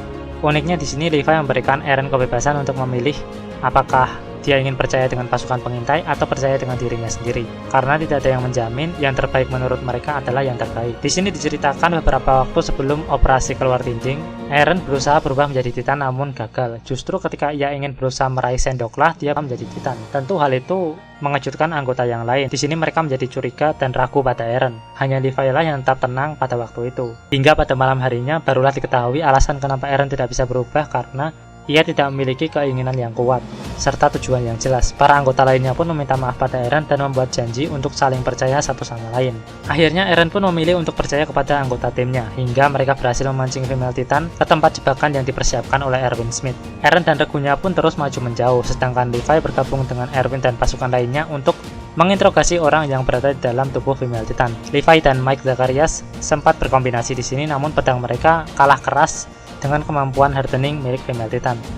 Sedangkan para kadet berjaga di pinggiran hutan agar tidak menarik perhatian Titan masuk ke dalam hutan. Tak disangka female Titan pun kemudian berteriak dengan keras hingga ia memancing para mindless Titan untuk menuju ke arahnya dan mengabaikan para manusia. Para pasukan pengintai di sini berusaha untuk menghabisi para Titan yang mendekat, namun mereka terlalu banyak hingga Erwin pun memutuskan untuk mundur ke distrik Karanes. Di sini Erwin menyuruh Levi untuk mengisi gasnya terlebih dahulu, karena Erwin menduga jika female Titan bukanlah amatiran seperti Eren. Dia kemungkinan bisa berubah lagi dan akan muncul lagi. Benar saja dia muncul dan mengikuti kru Levi. Meskipun di sini sempat ada perlawanan, para kru Levi pun terbantai pada akhirnya. Eren pun murka dan berubah menjadi Attack Titan. Suara Eren yang berubah menjadi Titan pun terdengar ke seluruh hutan. Mikasa dan Levi pun segera menuju ke sana. Di saat yang sama, pertarungan 2 Titan Shifter pun terjadi. Awalnya Eren lah yang unggul, namun pada akhirnya female Titan berhasil mengungguli Attack Titan Eren dengan menggabungkan kemampuan hardening serta skill pertarungan jarak dekat yang ia miliki, hingga berhasil mengalahkan Eren. Sesampainya di sana, Mikasa yang melihat Eren dimakan oleh female Titan berusaha menyerang female Titan, namun tak terlalu berpengaruh. Tak berselang lama, Levi pun tiba di lokasi Eren. Levi melewati jenazah rekan-rekannya yang dibantai oleh female Titan. Tentu saja di sini Levi merasa sangat kehilangan dan merasa sangat marah. Tak berselang lama, akhirnya Mikasa dan Levi pun bertemu. Keduanya bekerja sama dan Levi berhasil membantai female Titan serta berhasil menyelamatkan Eren. Levi di sini sempat mengalami cedera karena menolong Mikasa yang terburu-buru menyerang female Titan. Akhirnya malah dia yang cedera. Ketika Levi dan Mikasa mundur, di sini Levi sempat menengok ke belakang dan ia melihat female Titan yang menangis karena Annie jadi kehilangan kesempatannya untuk kembali ke kampung halamannya, bahkan setelah dia membunuh banyak orang. Di samping itu, karena sebenarnya Annie Leonhardt bukanlah orang yang tega mengorbankan orang lain. Bahkan dia merasa bersalah atas apa yang ia perbuat, meskipun ia sempat ngomong yang harus diselesaikan apapun yang terjadi. Annie sendiri merupakan anak adopsi. Dia diadopsi dan dibesarkan oleh Mr. Leonhardt.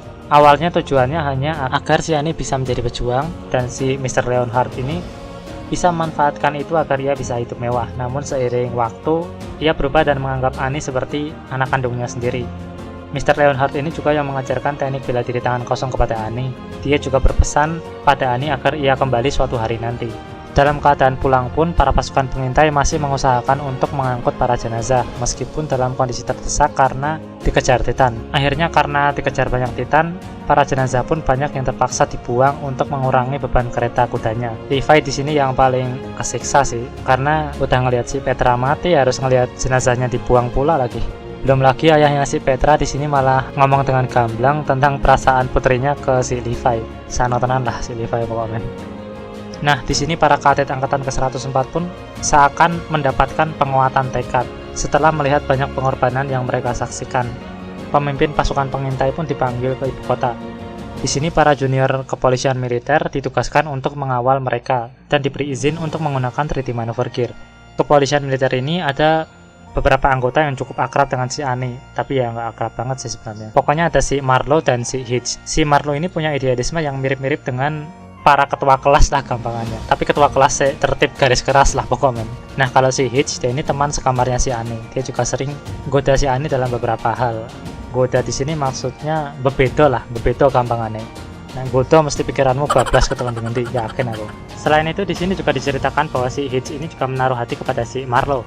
Nah, singkatnya si Marlowe ini sempat ribut dengan seniornya karena idealismenya yang tinggi, yang melihat banyak korupsi waktu dan lain-lain yang dilakukan oleh kepolisian militer. Di sini Annie sempat menyamakan si Marlowe dan si Eren karena mereka sama-sama bodoh. Maksudnya sama-sama bodoh ini mereka sama-sama punya idealisme yang tinggi. Beberapa hari sebelumnya, Erwin menyampaikan rencana untuk menangkap female Titan yang mereka telah ketahui bahwa dia adalah anggota kepolisian militer, juga mantan kadet angkatan ke-104. Berdasarkan beberapa bukti yang Armin utarakan dan juga kesaksian Eren, semisal ketika Armin menyinggung tentang Eren, yaitu si orang yang ingin cepat mati, female Titan menghentikan serangannya kepada si Jan. Padahal, sebutan itu hanya diketahui oleh para kadet angkatan ke-104. Juga orang yang membunuh dua Titan yang ditangkap oleh pasukan pengintai, yaitu si Shawnee dan Bin, itu adalah pengguna 3D maneuver yang handal. Otomatis dia akan menggunakan 3D maneuver miliknya sendiri. Karena ketika pemeriksaan alat 3D maneuver, si Armin notice bahwa si Annie tidak membawa 3D maneuver miliknya, namun membawa 3D maneuver milik si Marco. Armin tahu karena dia dan Marco pernah sama-sama memperbaiki 3D maneuvernya si Marco. Dengan cara itu akhirnya si Annie tidak ketahuan. Dan bukti terkuat adalah ketika Eren mengingat gaya bertarung dari female Titan yang mirip dengan satu orang, yaitu Annie Leonhardt. Ketika Erwin dan para petinggi Survey Corps serta si Eren dipanggil ke ibu kota, Eren yang dimaksud di sini adalah si Jan yang menyamar sebagai Eren.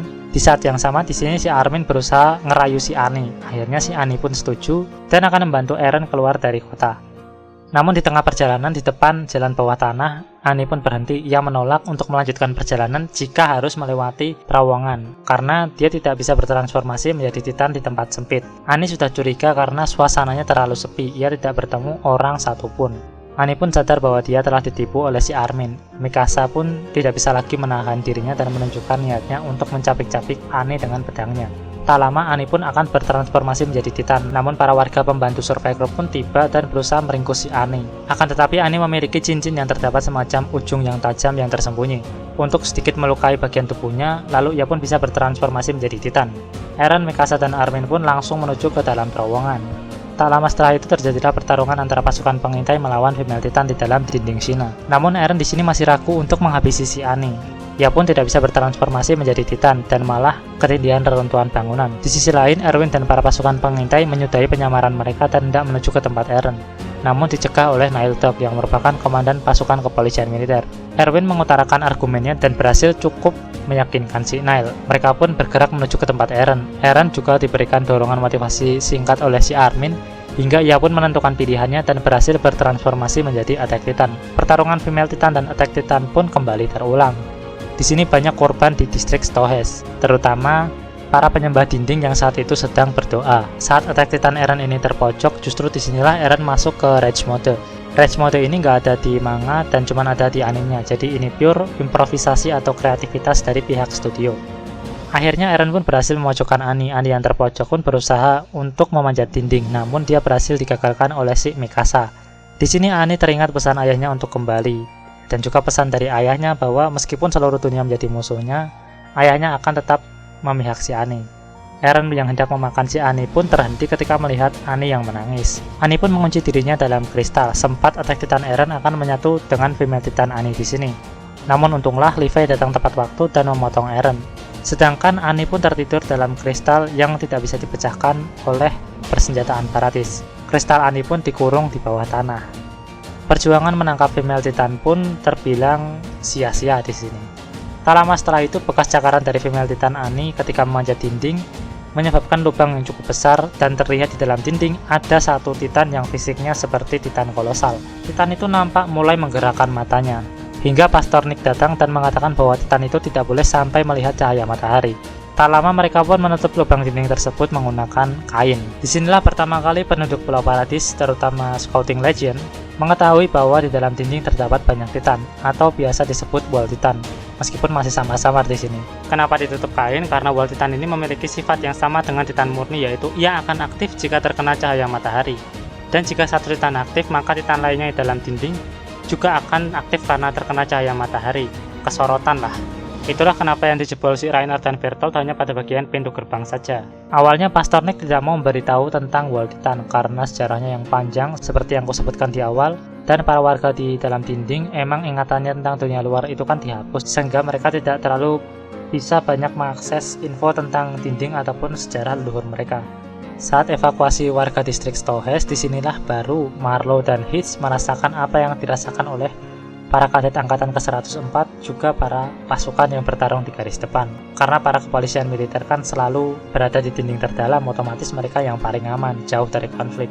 Di tempat lain, 12 jam sebelum terjadinya suatu insiden di selatan dinding China, para kadet angkatan ke-104 lainnya yang tidak tergabung dalam misi ke distrik Stohes ditugaskan ke tempat yang berbeda. Para kadet angkatan ke-104 di sana dilarang memakai seragam dan peralatan. Mereka juga hanya dijaga oleh kru senior secukupnya untuk berjaga-jaga jika masih ada pengkhianat di antara mereka. Tak disangka Mike Zacharias mencium bau Titan. Di sini Sasha juga sempat mendengar langkah kaki raksasa. Tak lama mereka pun melihat rombongan Titan yang menuju ke arah mereka.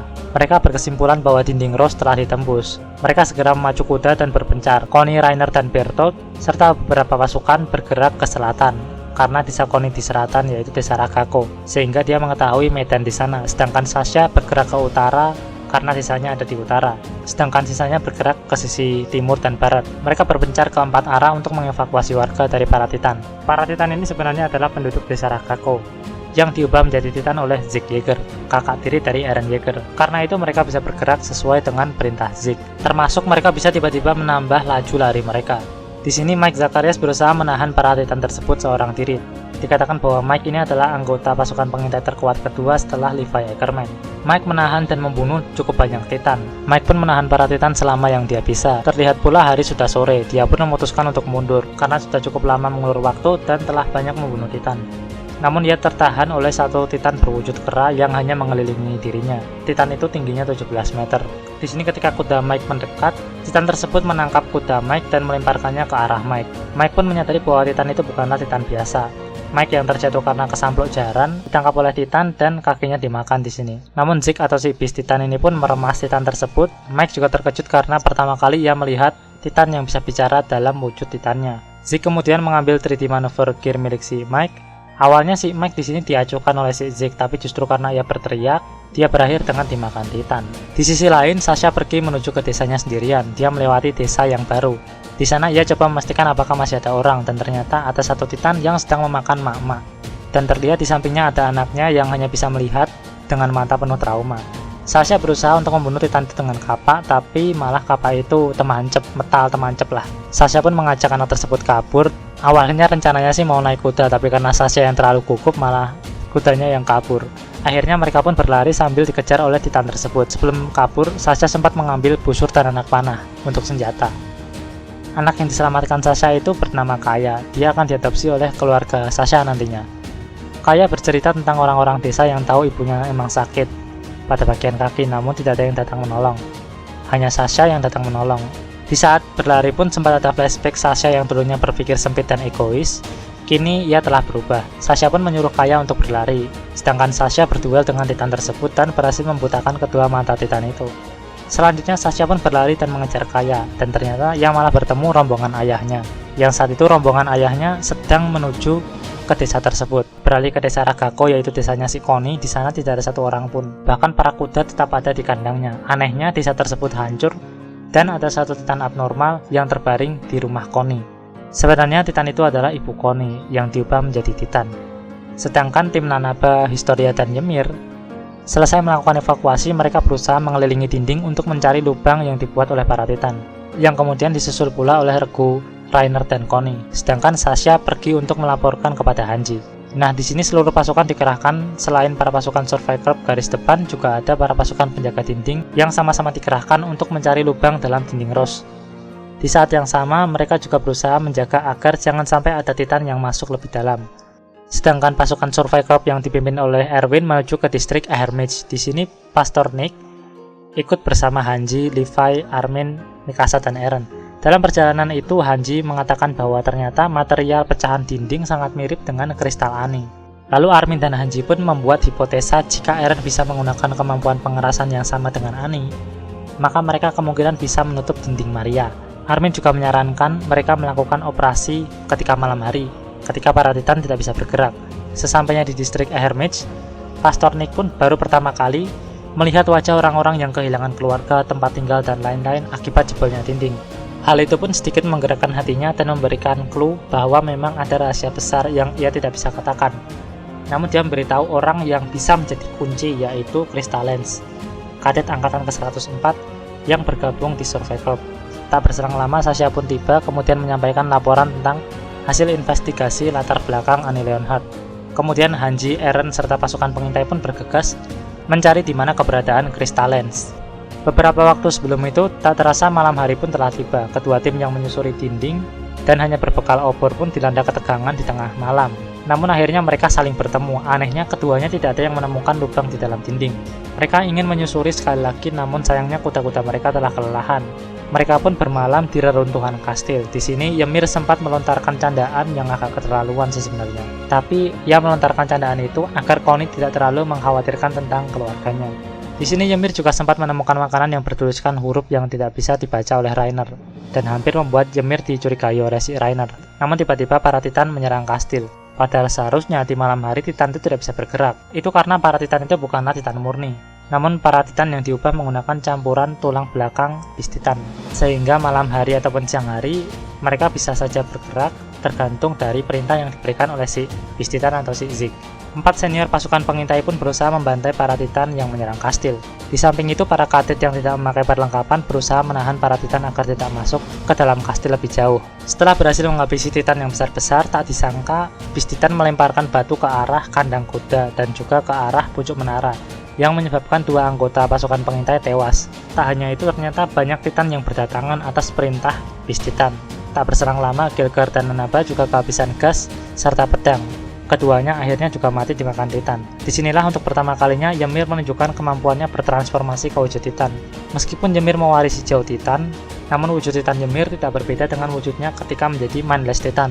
Mungkin jika seseorang terlalu lama menjadi Mindless Titan lalu memakan Titan Shifter, perubahannya ke wujud Titan tidak akan mengambil referensi dari Titan Shifter sebelumnya, tapi tetap sama seperti Mindless Titan dirinya itu. Melihat dari kasusnya si Ymir ini, jauh Titan Ymir pun berusaha menahan dan membunuh Titan sebanyak mungkin hingga akhirnya kastil pun runtuh. Namun untunglah para pasukan pengintai segera tiba dan membantai para Titan yang tersisa.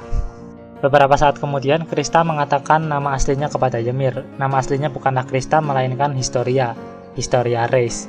Historia adalah anak hasil hubungan di luar nikah antara Rod Reis dan salah satu pembantunya yang bernama Alma. Dia tinggal di sebuah peternakan kecil di utara dinding China. Karena memiliki darah campuran, waktu kecil Historia sempat akan dibunuh bersama ibunya oleh Kenny Ackerman, paman dari Levi Ackerman. Namun ia dibiarkan hidup oleh si Rod Reis dengan syarat ia harus tutup mulut atas apa yang ia lalui dan juga mengganti namanya menjadi Krista Lance. Kenny Ackerman ini bekerja di pihak kerajaan setelah bertemu dengan Uri Reis, yang mana mereka membuat skuad khusus yang beranggotakan para kepolisian militer yang dipimpin oleh Kenny Ackerman. Tugas mereka seperti menyingkirkan tikus-tikus yang berpotensi mengganggu kestabilan kerajaan atau potensi konflik lainnya. Mereka pun secepatnya mundur ke atas dinding. Kemudian Ymir yang pingsan juga ikut diamankan. Di sini tak lama Hannes pun tiba dan memberikan laporan jika pasukan penjaga dinding telah menjelajahi seluruh dinding dan tak menemukan adanya lubang. Di sini Bertolt mengajak Rainer untuk optimis bahwa mereka akan segera bisa pulang ke kampung halaman mereka, Marley maksudnya. Tak disangka di sini Rainer malah ngomong dengan gamblang dan mengajak Eren untuk ikut ke kampung halaman mereka, yaitu Marley.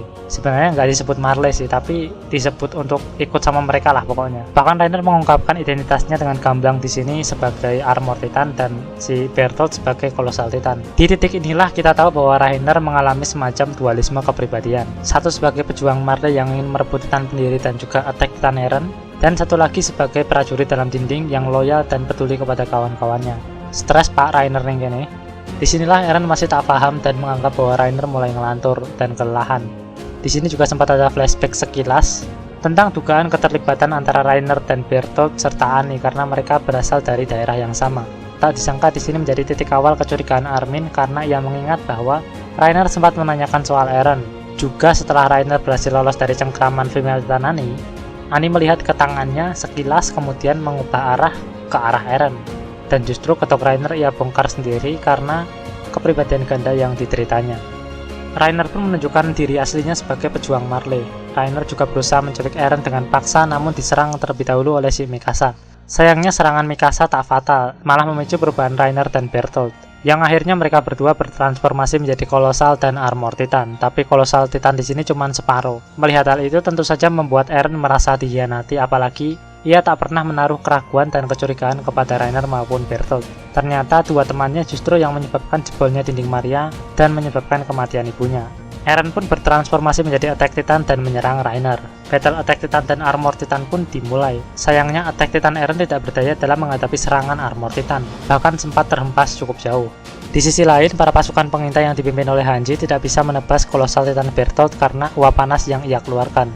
Di sini Ymir juga diculik oleh Bertolt dengan cara ditelan. Selain serangan Titan Eren, pedang juga tidak bisa dengan mudah menebas tubuh Armor Titan karena hampir seluruh tubuhnya tertutup zirah. Akhirnya ketika Eren setengah pingsan, ia teringat ketika sparring partner dengan si Annie.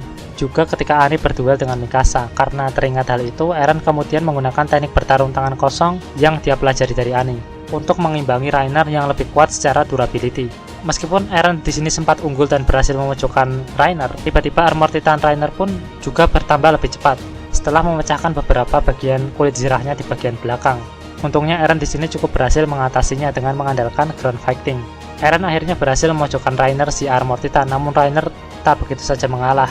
Dia tetap berusaha melawan, dan dengan dibantu oleh Mikasa, Armor Titan Rainer pun sedikit kehilangan tenaganya. Rainer pun berusaha merangkak ke posisi mereka terjatuh di awal. Armor Titan Rainer pun yang sudah terpojok oleh Attack Titan Eren dalam pertarungan bawah atau ground fighting, berteriak untuk memberi sinyal kepada Bertolt. Bertolt pun menjatuhkan tubuh kolosal Titannya sehingga terjadi ledakan. Eren terluka parah dan yang selamat hanyalah Armor Titan Rainer. Seluruh pasukan pengintai di sini juga terhempas. Kebanyakan dari mereka mengalami luka bakar dan juga pingsan, yang menyebabkan akhirnya Eren pun berhasil dibawa kabur. Di tempat lain, pasukan Garrison, Scouting Legion, dan Military Army membentuk unit gabungan yang awalnya ditunjukkan untuk membantu pengamanan Walros. Namun karena tidak ada Titan, maka mereka akan melakukan ekspedisi untuk menyelamatkan Eren. Mereka pun segera menuju ke tempat Hanji dan regunya. Sesaat setelah mereka mendapat laporan, tak lama Mikasa pun tersadar dari pingsannya. Di sini Mikasa dan Armin sempat berbincang-bincang. Mereka heran kenapa Eren selalu menjauh dari mereka sejak mereka masih kecil. Tak lama setelah itu Hannes pun tiba dan memberikan semangat kepada mereka berdua. Meskipun Hannes ini tukang mabuk, ia adalah salah satu sosok yang akrab dengan Eren, Mikasa, dan Armin sejak mereka masih kecil. Erwin dan para pasukan pun tiba di tempat Hanji. Hanji mengatakan bahwa kemungkinan besar mereka menuju ke pohon raksasa terdekat karena kehabisan tenaga setelah bertarung sengit dengan Eren. Meskipun tidak sampai separah Eren, tapi tetap saja itu pasti menguras tenaga mereka. Dan kemungkinan mereka akan bergerak ketika malam hari, yaitu ketika para Titan tidak bergerak. Di pepohonan raksasa, Eren pun akhirnya tersadar. Reiner dan Bertolt juga kehabisan tenaga, begitu pula Eren dan Ymir. Di sini Reiner makin jelas menunjukkan bahwa ia tidak bisa membedakan mana dan kapan dia harus bersikap sebagai seorang prajurit Paradis atau pejuang Marley. Tentu hal itu memancing amarah Eren yang saat itu Eren belum tahu bahwa si Reiner ini menderita dualisme kepribadian. Reiner pun di sini ingat bahwa dia dulu juga pernah menyuruh Annie untuk melepas treaty manuver Marco, yang kemudian ia mengorbankan sahabatnya tersebut untuk dimakan Titan. Namun ia juga bersedih beberapa saat setelahnya. Disinilah Bertolt pertama kali menyadari bahwa mental Reiner terganggu. Di sini emang kelihatan Eren sangat temperamental, dan itu emang bener. Eren di sini masih berpikir sesederhana kalau musuh berarti wajib diperangi, dan gak perlu ada siasat untuk mengorek informasi sama sekali. Di sini Reiner berusaha untuk merayu si Ymir agar ia mau berpihak kepada mereka. Di sini Ymir sangat peduli terhadap si Krista, di samping mereka emang sama-sama pernah mengalami masa lalu yang terbilang kelam, yang mana mereka sama-sama tidak diterima dan disudutkan oleh beberapa kalangan. Sebenarnya masih abu-abu sih tentang orientasi seksualnya si Ymir ini. Masih dipertanyakan soalnya terlalu condong ke si Krista atau si Historia itulah, dan gak pernah ke laki-laki soalnya. Pasukan pengintai pun sudah hampir sampai. Reiner kemudian cepat-cepat untuk mengangkut si Eren dan juga Ymir. Eren di sini sempat bentrok karena Eren melawan ketika akan dibawa. Di sini Ymir dan Bertolt sempat bercakap-cakap, topiknya lebih ke Ymir dan si Marcel sih. Sampai akhirnya Eren pun pingsan dan dibawa Reiner. Di sini sempat ditunjukkan flashback Ymir dari dia masih menjadi anak gelandangan sampai dia diangkat seolah-olah menjadi keturunan langsung dari Ymir. Terus dia dianggap sebagai dewa karena merupakan leluhur kekuatan Titan dan lain-lain lah. Di sini seperti yang kusebutkan sebelumnya, karena ketahuan oleh pihak Marley, para anggota sekte itu pun ditangkap dan diinterogasi. Ymir pun ditanya apakah dia memang keturunan langsung dari si Ymir, si pendahulu kaum Eldia. Ymir mengira bahwa mereka akan selamat jika ia tetap memainkan perannya sebagai Ymir. Ia pun berkata sesuai peran yang ia mainkan. Yang walhasil seluruh anggota sekte tersebut pun ditangkap dan dibawa menjadi Titan. Titan Ymir berkeliaran di luar tembok selama 60 tahun dan baru kembali menjadi manusia sesaat setelah dia memakan Marcel yang memegang kekuatan Jow Titan saat itu. Ketika tersadar, Ymir pun berada di tanah tandus yang misterius. Tanah yang sama tempat Ymir sang pemilik founding Titan berada. Dari sini Ymir ingin menjadi dirinya sendiri, karena itu dia sering mengatakan kata-kata yang mungkin terdengar sarkas. Ymir pun memaksa Reiner dan Bertolt untuk membawa Historia atau Krista sekarang. Mereka pun setuju dan perubahan Ymir menjadi Titan menimbulkan cahaya yang menjadi tanda bahwa memang mereka berada di dalam hutan. Pasukan pengintai pun bergerak maju menggunakan 3D manuver di dalam hutan. Seketika, Ymir pun menelan Krista atau Historia lalu menuju ke tempat Reiner. Kemudian Bertolt dan juga Titan Ymir pun menunggang di punggungnya si armor Titan Reiner. Dengan armor Titan yang berlari di wilayah terbuka, 3D manuver tidak akan bisa mengikutinya, jadi mereka hanya bisa mengikutinya dengan kuda. Pasukan gabungan terus membuntuti Reiner dan kawan-kawan. Di sini Mikasa tidak ragu-ragu untuk memenggal Bertolt, namun terhalangi oleh armor Titan Reiner. Mikasa kelihatan horor anjir. Di sini mungkin jadi salah satu momen emosional di Shingeki no Kyojin ketika si Bertolt dan Reiner yang baru diketahui bahwa mereka berkhianat didesak oleh pertanyaan kawan-kawannya yang lama. Tak berserang lama, Erwin pun membawa sekumpulan Mindless Titan untuk menahan gerakan armor Titan Reiner. Armor Titan yang tertahan oleh para Mindless Titan ini pun terpaksa melawan. Di sini kerennya Erwin, bahkan ketika tangannya termakan Titan, ia tetap memberikan komando untuk maju. Dalam pertaruhan setengah mati tersebut, para pasukan pengintai maju ke dalam kerumunan Titan untuk melepaskan Eren. Di sini Armin memainkan kata-kata yang menunjukkan bahwa Annie telah mereka tangkap dan mereka siksa. Bertolt pun yang memang mendam rasa kepada Annie pun marah dan terpancing emosinya. Hal tersebut pun membuat Bertolt lengah dan kemudian diserang oleh si Erwin. Mereka pun berhasil melepaskan Eren. Para pasukan pun bergerak mundur, namun Reiner melempar para Mindless Titan hingga menyebabkan langkah mereka terhenti. Di sini Titan Dynafritz yang memakan ibu Eren pun muncul. Eren tentu termakan amarah. Eren ingin berubah menjadi Titan, namun saat itu ia tidak bisa karena masih kehabisan tenaga. Di sini Hannes berusaha untuk menahan Mindless Titan Dynafritz. Para pasukan pun semakin banyak yang mati karena mereka bertarung di tempat terbuka. Mikasa juga tidak bisa banyak membantu di sini karena tubuhnya masih cedera karena sempat diremas oleh Titan beberapa saat sebelumnya. Eren terus berusaha namun tak kunjung-kunjung berhasil. Hingga akhirnya Hannes pun mati dimakan oleh Mindless Titan Dynafritz. Eren yang melihat hal tersebut pun frustasi. Bagaimanapun, Hannes adalah orang terdekatnya setelah orang tuanya dan juga kedua sahabatnya. Eren tenggelam dalam rasa bersalah dan juga penyesalan. Ia juga merasa bahwa dirinya masih saja menjadi pribadi yang tidak berguna karena tidak bisa menyelamatkan Hannes.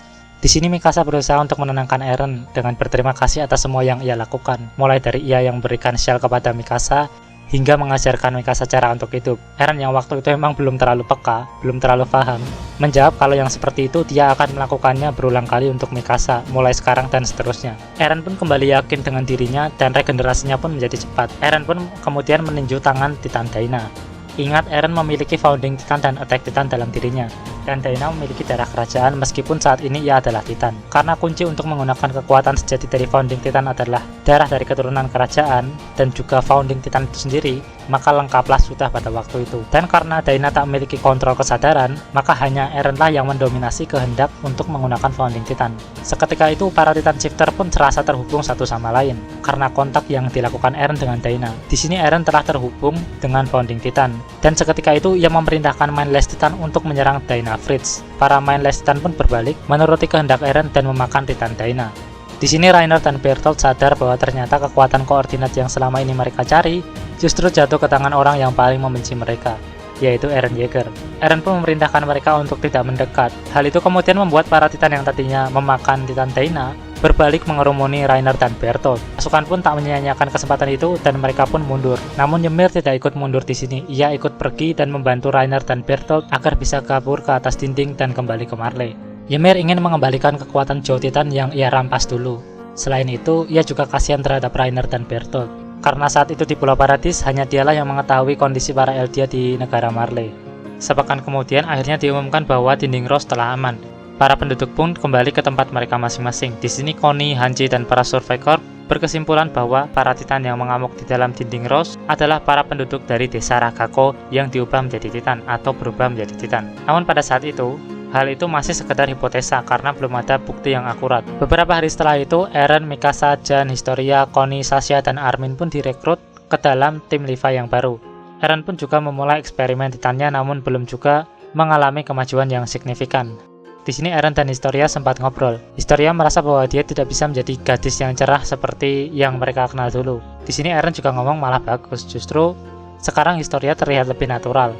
Maksudnya si Historia juga gadis biasa yang bisa murung gitu loh. Eren juga ngomong kalau senyumnya si Historia dulu itu terlihat seperti dipaksain. Tak lama Hanji, Mobilit, dan krunya pun datang ke markas Levi.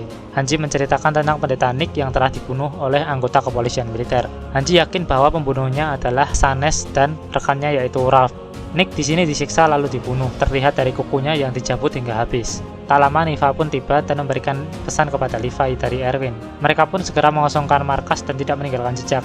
Tak lama setelah itu, para kepolisian militer pun tiba dan menggeledah markas Levi untuk mencari mereka. Untung mereka masih sempat. Para pasukan pengintai diperintahkan untuk menyerahkan Eren dan Historia, dan saat ini Erwin ditangkap oleh kepolisian militer. Yang memberikan perintah ini adalah Rotres, ayah kandung dari Historia Reis. Rotres ingin membuat Historia menjadi Titan lalu memakan Eren. Dengan begitu, kekuatan Founding Titan akan kembali ke tangan keluarga kerajaan. Rotres sendiri merupakan keturunan kerajaan yang asli, sedangkan sosok raja yang duduk di singgasana hanyalah figur untuk permainan mereka saja. Rotres memiliki 4 bawahan. Yang pertama, satu pemimpin para pemuja dinding, satu pemimpin para pedagang, satu pemimpin militer yang berpangkat tinggi, dan satu lagi menteri kerajaan. Selain itu, seperti yang kusebutkan di awal bahwa unit khusus yang dipimpin oleh Kenny Ackerman ini memiliki senjata senapan yang dipadukan dengan 3D maneuver. Senjata ini memang tidak efektif dalam melawan Titan, namun sangat efektif untuk melawan manusia. Senjata ini disebut anti-personal maneuver gear. Levi memberi perintah agar Armin, Mikasa, dan kawan-kawan menyusup ke distrik Rose dan mencari tahu siapa dalang di balik kejadian ini. Selain Erwin, para pasukan pengintai lainnya juga sudah ditangkap di sini. Ketika menyusup, Eren dan Historia berada di kereta yang berbeda. Sedangkan yang berada di rombongan Levi adalah Jan dan Armin yang menyamar sebagai Eren dan Historia. Di sini mereka sengaja membiarkan si Jan dan Armin diculik agar mereka bisa membuntuti dan mengetahui dalang di balik semua ini. Mikasa, Levi, dan krunya pun mengikuti mereka hingga mereka sampai ke sebuah gudang. Levi pun memasrahkan masalah itu kepada Mikasa dan ia menuju ke tempat Eren dan Historia. Namun sebelum pergi, Levi menitipkan pesan kepada Mikasa bahwa mulai sekarang mereka tidak hanya akan melawan Titan tapi juga melawan manusia. Setelah berhasil meringkus para penculik dan berhasil membebaskan Jan serta Armin, mereka bergegas menyusul Levi. Disinilah Levi sempat menceritakan bahwa ia pernah tinggal dengan si Kenny si pemenggal atau Kenny the Reaper kepada si Niva. Tiba-tiba tak berselang lama setelah itu, Kenny pun muncul dan menembak kepala Niva. Untunglah si Levi sempat menghindar di sini. Di sini Kenny menggunakan anti-personal maneuver gear. Levi pun telah dikepung oleh squad anti-personal. Ia pun berusaha keras untuk kabur dan masuk ke sebuah bar. Di sini ia berhasil mengecoh Kenny dan berhasil kabur, namun ia terus dibuntuti oleh squad anti-personal. Di sini sangat terlihat skill dari seorang Levi Ackerman, bahkan hanya menggunakan pedang dan 3D maneuver, ia masih lebih unggul dibandingkan para kepolisian militer yang menggunakan anti-personal maneuver gear. Kereta Eren dan Historia pun diambil alih dan mereka berdua dibuat pingsan. Di sini terjadi bentrok antara squad Levi melawan squad Kenny. Pasukan pengintai yang tadinya hanya melawan Titan, kini harus melawan manusia pula. Di sini untuk pertama kalinya Armin menembak orang hingga mati demi menolong Jen. Namun tetap pada akhirnya mereka kehilangan Eren dan Historia. Pasca itu mereka pun pergi ke gudang tempat mereka meringkus para penculik Jen dan Armin. Di sini Levi berusaha untuk menengahi Armin agar tidak terlalu menyesalkan perbuatannya yang telah terpaksa membunuh orang lain. Ia juga berterima kasih karena telah menyelamatkan si Jen, sehingga tidak ada orang mereka yang mati. Di sini Jen juga sempat mengutarakan pikirannya bahwa menurutnya membunuh orang itu tetaplah suatu perbuatan yang salah, dan Levi juga hanya mengatakan bahwa ia sendiri tidak tahu mana yang terbaik atau mana yang benar. Para penculik ini adalah anak buah dari perusahaan Rivers yang dipimpin oleh Dimo Rivers yang dulu pernah hampir ditebas oleh si Mikasa. Di sini Levi berhasil meyakinkan Rivers dan bekerja sama dengannya. Berkat itu ia berhasil menjebak dan meringkus Sanes serta Ralph. Di sini interogasi arah Levi dan Hanji pun dimulai. Namun Sanes tetap kekeh dan tidak mau memberitahukan rahasianya. Dia juga beranggapan bahwa apa yang ia lakukan semuanya benar, karena semua itu demi menjaga perdamaian dalam dinding. Ia juga turut andil bagian dalam pembunuhan ayah Erwin, pembunuhan orang tua Armin, juga ibu Historia. Hingga akhirnya Hanji dan Levi harus memainkan siasat. Mereka mengancam Ralph dengan pisau dan memaksanya membaca surat skenario yang mereka tulis. Sanes yang mendengar ucapan Ralph itu mengira bahwa ucapan itu benar-benar ucapan yang diucapkan oleh si Ralph pure dari hatinya. Dia pun putus asa dan memberitahu bahwa Reis adalah keluarga kerajaan yang asli serta tujuan mereka. Di sini Timo Rivers dibunuh oleh Kenny Ackerman karena membocorkan informasi pada pasukan pengintai. Untunglah saat itu si Flegel sedang buang air dan dia nggak ikut terbunuh. Kini anaknya juga menjadi buruan. Perusahaan Rivers ini sangat berpengaruh di distrik Trost. Mereka juga ikut membantu meredam potensi terjadinya gejolak akibat jebolnya dinding beberapa waktu yang lalu. Di tempat lain, Erwin kedatangan Komandan Pixis. Dia menyampaikan idenya untuk melakukan kudeta tanpa pertumpahan darah. Ia juga menceritakan tentang cerita yang dulu diberitahukan ayah Erwin.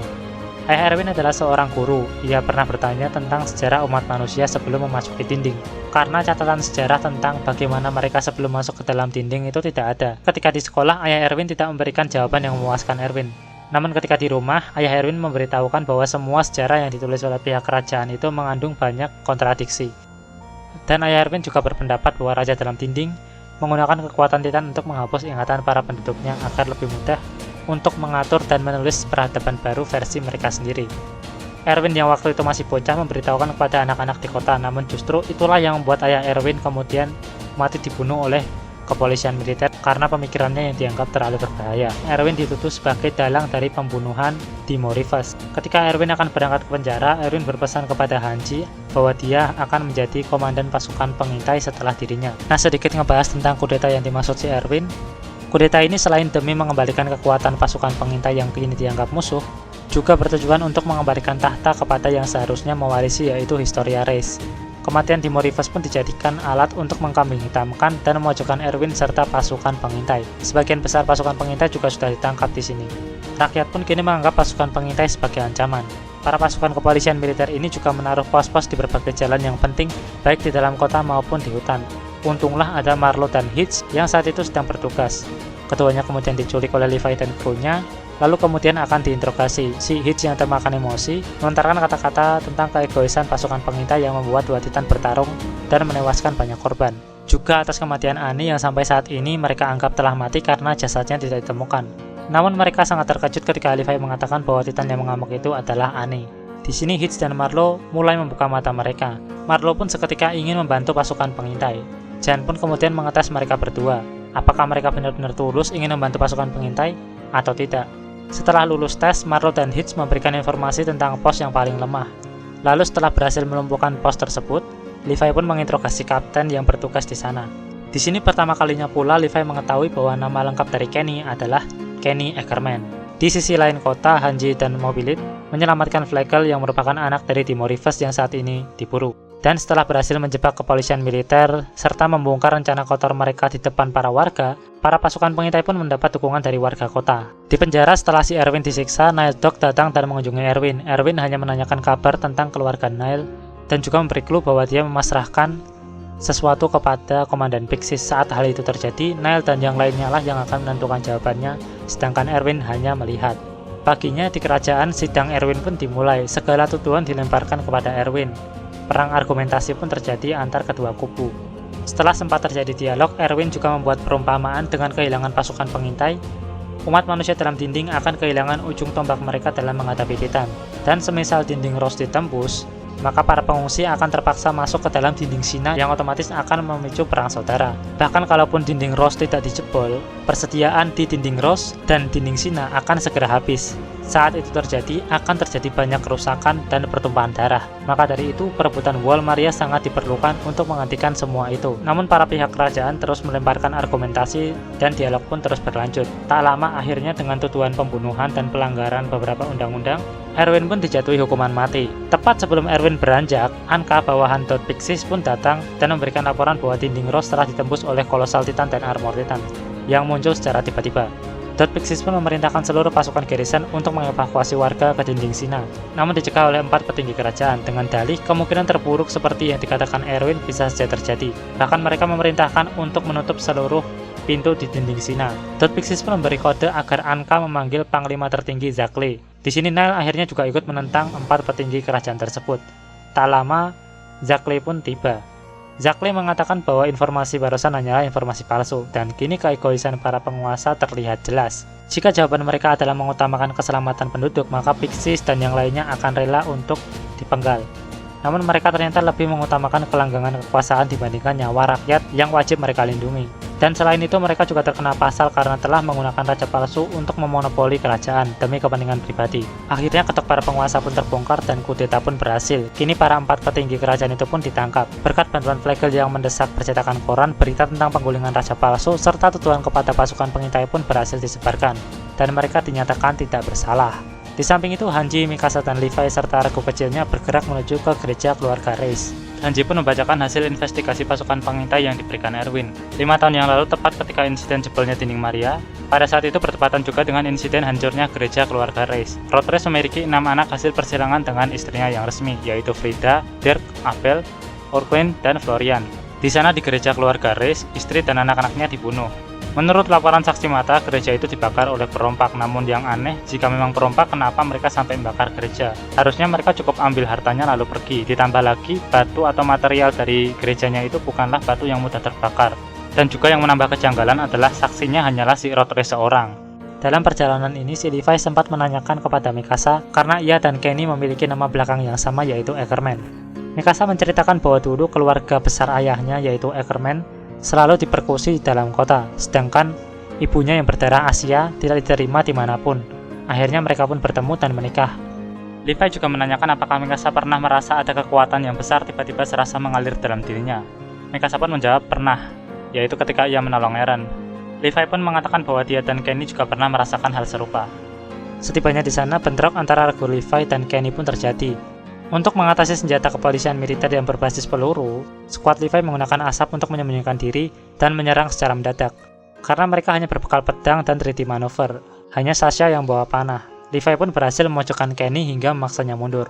Namun Hanji terluka di sini dan membuat kedua skuad sama-sama mundur. Di tempat Eren, Historia dan Rothress menyentuh punggung Eren untuk membangkitkan ingatan ayah Eren yang terpendam. Di sini Eren baru mengetahui bahwa kekuatan yang ia dapat adalah kekuatan yang didapatkannya pasca memakan ayahnya sendiri. Dia juga melihat pertarungan antara Attack Titan Grisha melawan Founding Titan Frida. Rothress juga mengatakan bahwa Grisha adalah orang yang memiliki kekuatan Titan dan ingin merebut kekuatan Titan Frida. Rothress juga menjelaskan di sini bahwa sebenarnya Titan Frida adalah yang terkuat di antara semua Titan. Namun ia kurang berpengalaman dalam menggunakan kekuatan Titannya. Maka dari itu Titan Frida pun dapat direbut oleh Grisha. Di sini Historia juga baru ingat bahwa ia memiliki kakak tiri yang bernama Frida. Namun Frida sengaja menghapus ingatan Historia tentang dirinya. Rothress juga berusaha merayu si Historia bahwa jika ayah Eren tak merebut kekuatan Founding Titan dari Frida, maka mereka pasti sudah membasmi seluruh Titan. Padahal prakteknya justru kebalikan sih. Karena yang memiliki darah kerajaan justru akan terikat pada sumpah meninggalkan perang. Buktinya ya adiknya si Rodriguez dan juga Frida. Kenny pun tak lama tiba setelah mendengar penjelasan Rodriguez bahwa yang bisa menggunakan kekuatan Founding Titan hanyalah orang yang memiliki darah kerajaan. Kenny pun terlihat kecewa. Kenny sebenarnya memiliki tujuan pribadi. Ia ingin mewarisi Founding Titan dan ingin menjadi pribadi yang lebih baik.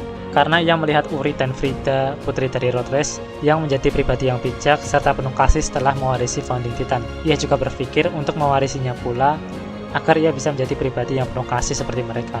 Karena itulah ia menuruti perintah Rodriguez. Namun meski Rodriguez mengetahui tujuan Kenny, ia tetap memanfaatkannya. Dan Kenny baru mengetahui kebenaran tentang Founding Titan di sini saat mendengar penjelasan Rodriguez. Karena merasa ditipu, ia pun memberontak. Kenny tak begitu saja pergi. Ia mencuri serum Titan dari si Rodriguez dan juga melukai jidat Eren agar si Eren bisa berubah menjadi Titan. Namun setelah mendengar semua penjelasan Rodriguez, Eren menjadi kehilangan semangat dalam bertarung.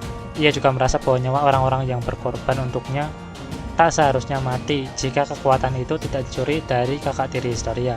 Rodriguez kemudian memaksa Historia untuk menjadi Titan dan memakan Eren. Historia sempat ragu-ragu. Ia pun bertanya kepada Rodriguez, kenapa para pengguna Founding Titan yang terdahulu tidak menggunakan kekuatan tersebut untuk melenyapkan para Titan. Rodriguez pun menjawab karena itu keinginan dari Raja Dinding yang pertama untuk menuju perdamaian sejati dengan mengisolasi diri dari dunia dan menciptakan sosok absolut yang disebut dewa menurut Rodriguez. Historia pun teringat nasihat Ymir untuk bangga terhadap hidupnya sendiri. Seketika itu, Historia pun membuang cairan serum Titan dan membanting ayahnya. Historia sadar bahwa ayahnya hanya ingin memanfaatkannya.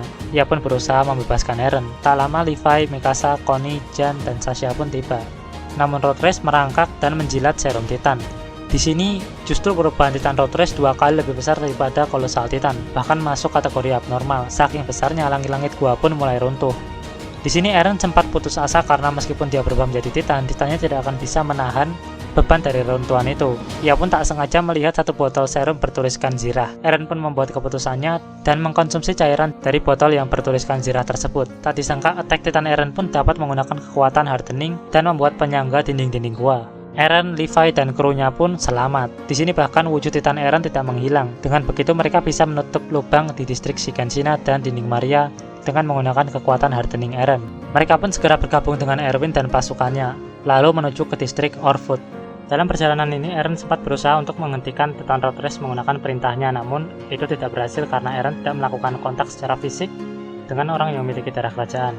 Saat dalam perjalanan ini, Eren dan Historia juga sempat menyampaikan semua yang mereka ketahui kepada Hanji dan rekan-rekannya. Setelah sampai di distrik Orfoot, Levi memberitahu Historia untuk menjadi ratu setelah ini karena para rakyat tidak ingin ada penguasa dari militer. Selain itu karena memang Historia adalah pewaris yang sah. Sesampainya di distrik Orfoot, mereka menyusun strategi. Strateginya adalah membiarkan para warga di distrik Orfoot tetap berada dalam distrik dan mengumpulkan para warga dengan alasan simulasi evakuasi untuk memancing Titan Rodriguez agar menuju ke distrik tersebut. Di sana para pasukan penjaga akan mencoba menembaki dengan meriam terlebih dahulu. Namun karena tidak berhasil, maka selanjutnya pasukan pengintai meluncurkan tong berisi bubuk mesiu dengan didorong menggunakan 3D maneuver. Ledakannya pun akan mengacaukan keseimbangan dari Titan Rodriguez. Lalu kemudian senjata pamungkas Scouting Legend pun maju. Eren maju sambil membawa bubuk mesiu dan memasukkannya ke mulut Titan Rodriguez. Karena Titan Rodriguez merangkak dalam perjalanan menuju ke dinding, maka wajahnya hilang atau nggak ada pokoknya. Dan karena suhu tubuhnya yang sangat panas, bubuk mesiu itu tidak memerlukan pemicu dan akan meledak secara otomatis. Ledakan tubuh dari Titan Rodriguez ini pun melayang ke udara dan para pasukan pengintai meluncur dan menebas bagian dari daging Titan Rodriguez yang melayang. Justru Historia lah yang berhasil menebas tengkuk dari Rodriguez. Di sini Historia sempat melihat ingatan dari Rodriguez ketika ia mohon pada ayahnya agar mereka membinasakan para Titan, ketika adiknya Urireis dan juga Frida mewarisi Founding Titan, juga saat ia bersama Alma dan melihat kematian Alma. Berkat aksi Historia ini, ia mendapat dukungan dari rakyat karena keberaniannya mengakhiri Raja Palsu dalam dinding. Jadi ya, debut yang bagus lah. Tak lama Levi pun menemukan Kenny yang tergeletak karena luka yang ia derita. Di sini diceritakan flashback tentang Kenny. Dulu ia adalah seorang pembunuh sampai ia bertemu dengan Uri dan Rodriguez. Dulu Kenny pernah bertanya pada kakeknya kenapa para Ackerman dipersekusi, padahal katanya mereka dulu adalah para penjaga raja. Kakek Kenny kemudian menceritakan bahwa raja sebenarnya tidak membenci para Ackerman, namun ia khawatir karena tidak bisa menghapus ingatan Ackerman dan juga tidak bisa mengendalikan ingatan para Ackerman menggunakan kekuatan Founding Titannya. Karena itulah mereka dipersekusi. Tak lama setelah itu, Kenny mendapatkan info tentang keluarga Reiss, yaitu raja dalam dinding yang asli. Ia pun berusaha membunuh Uri serta Rodriguez.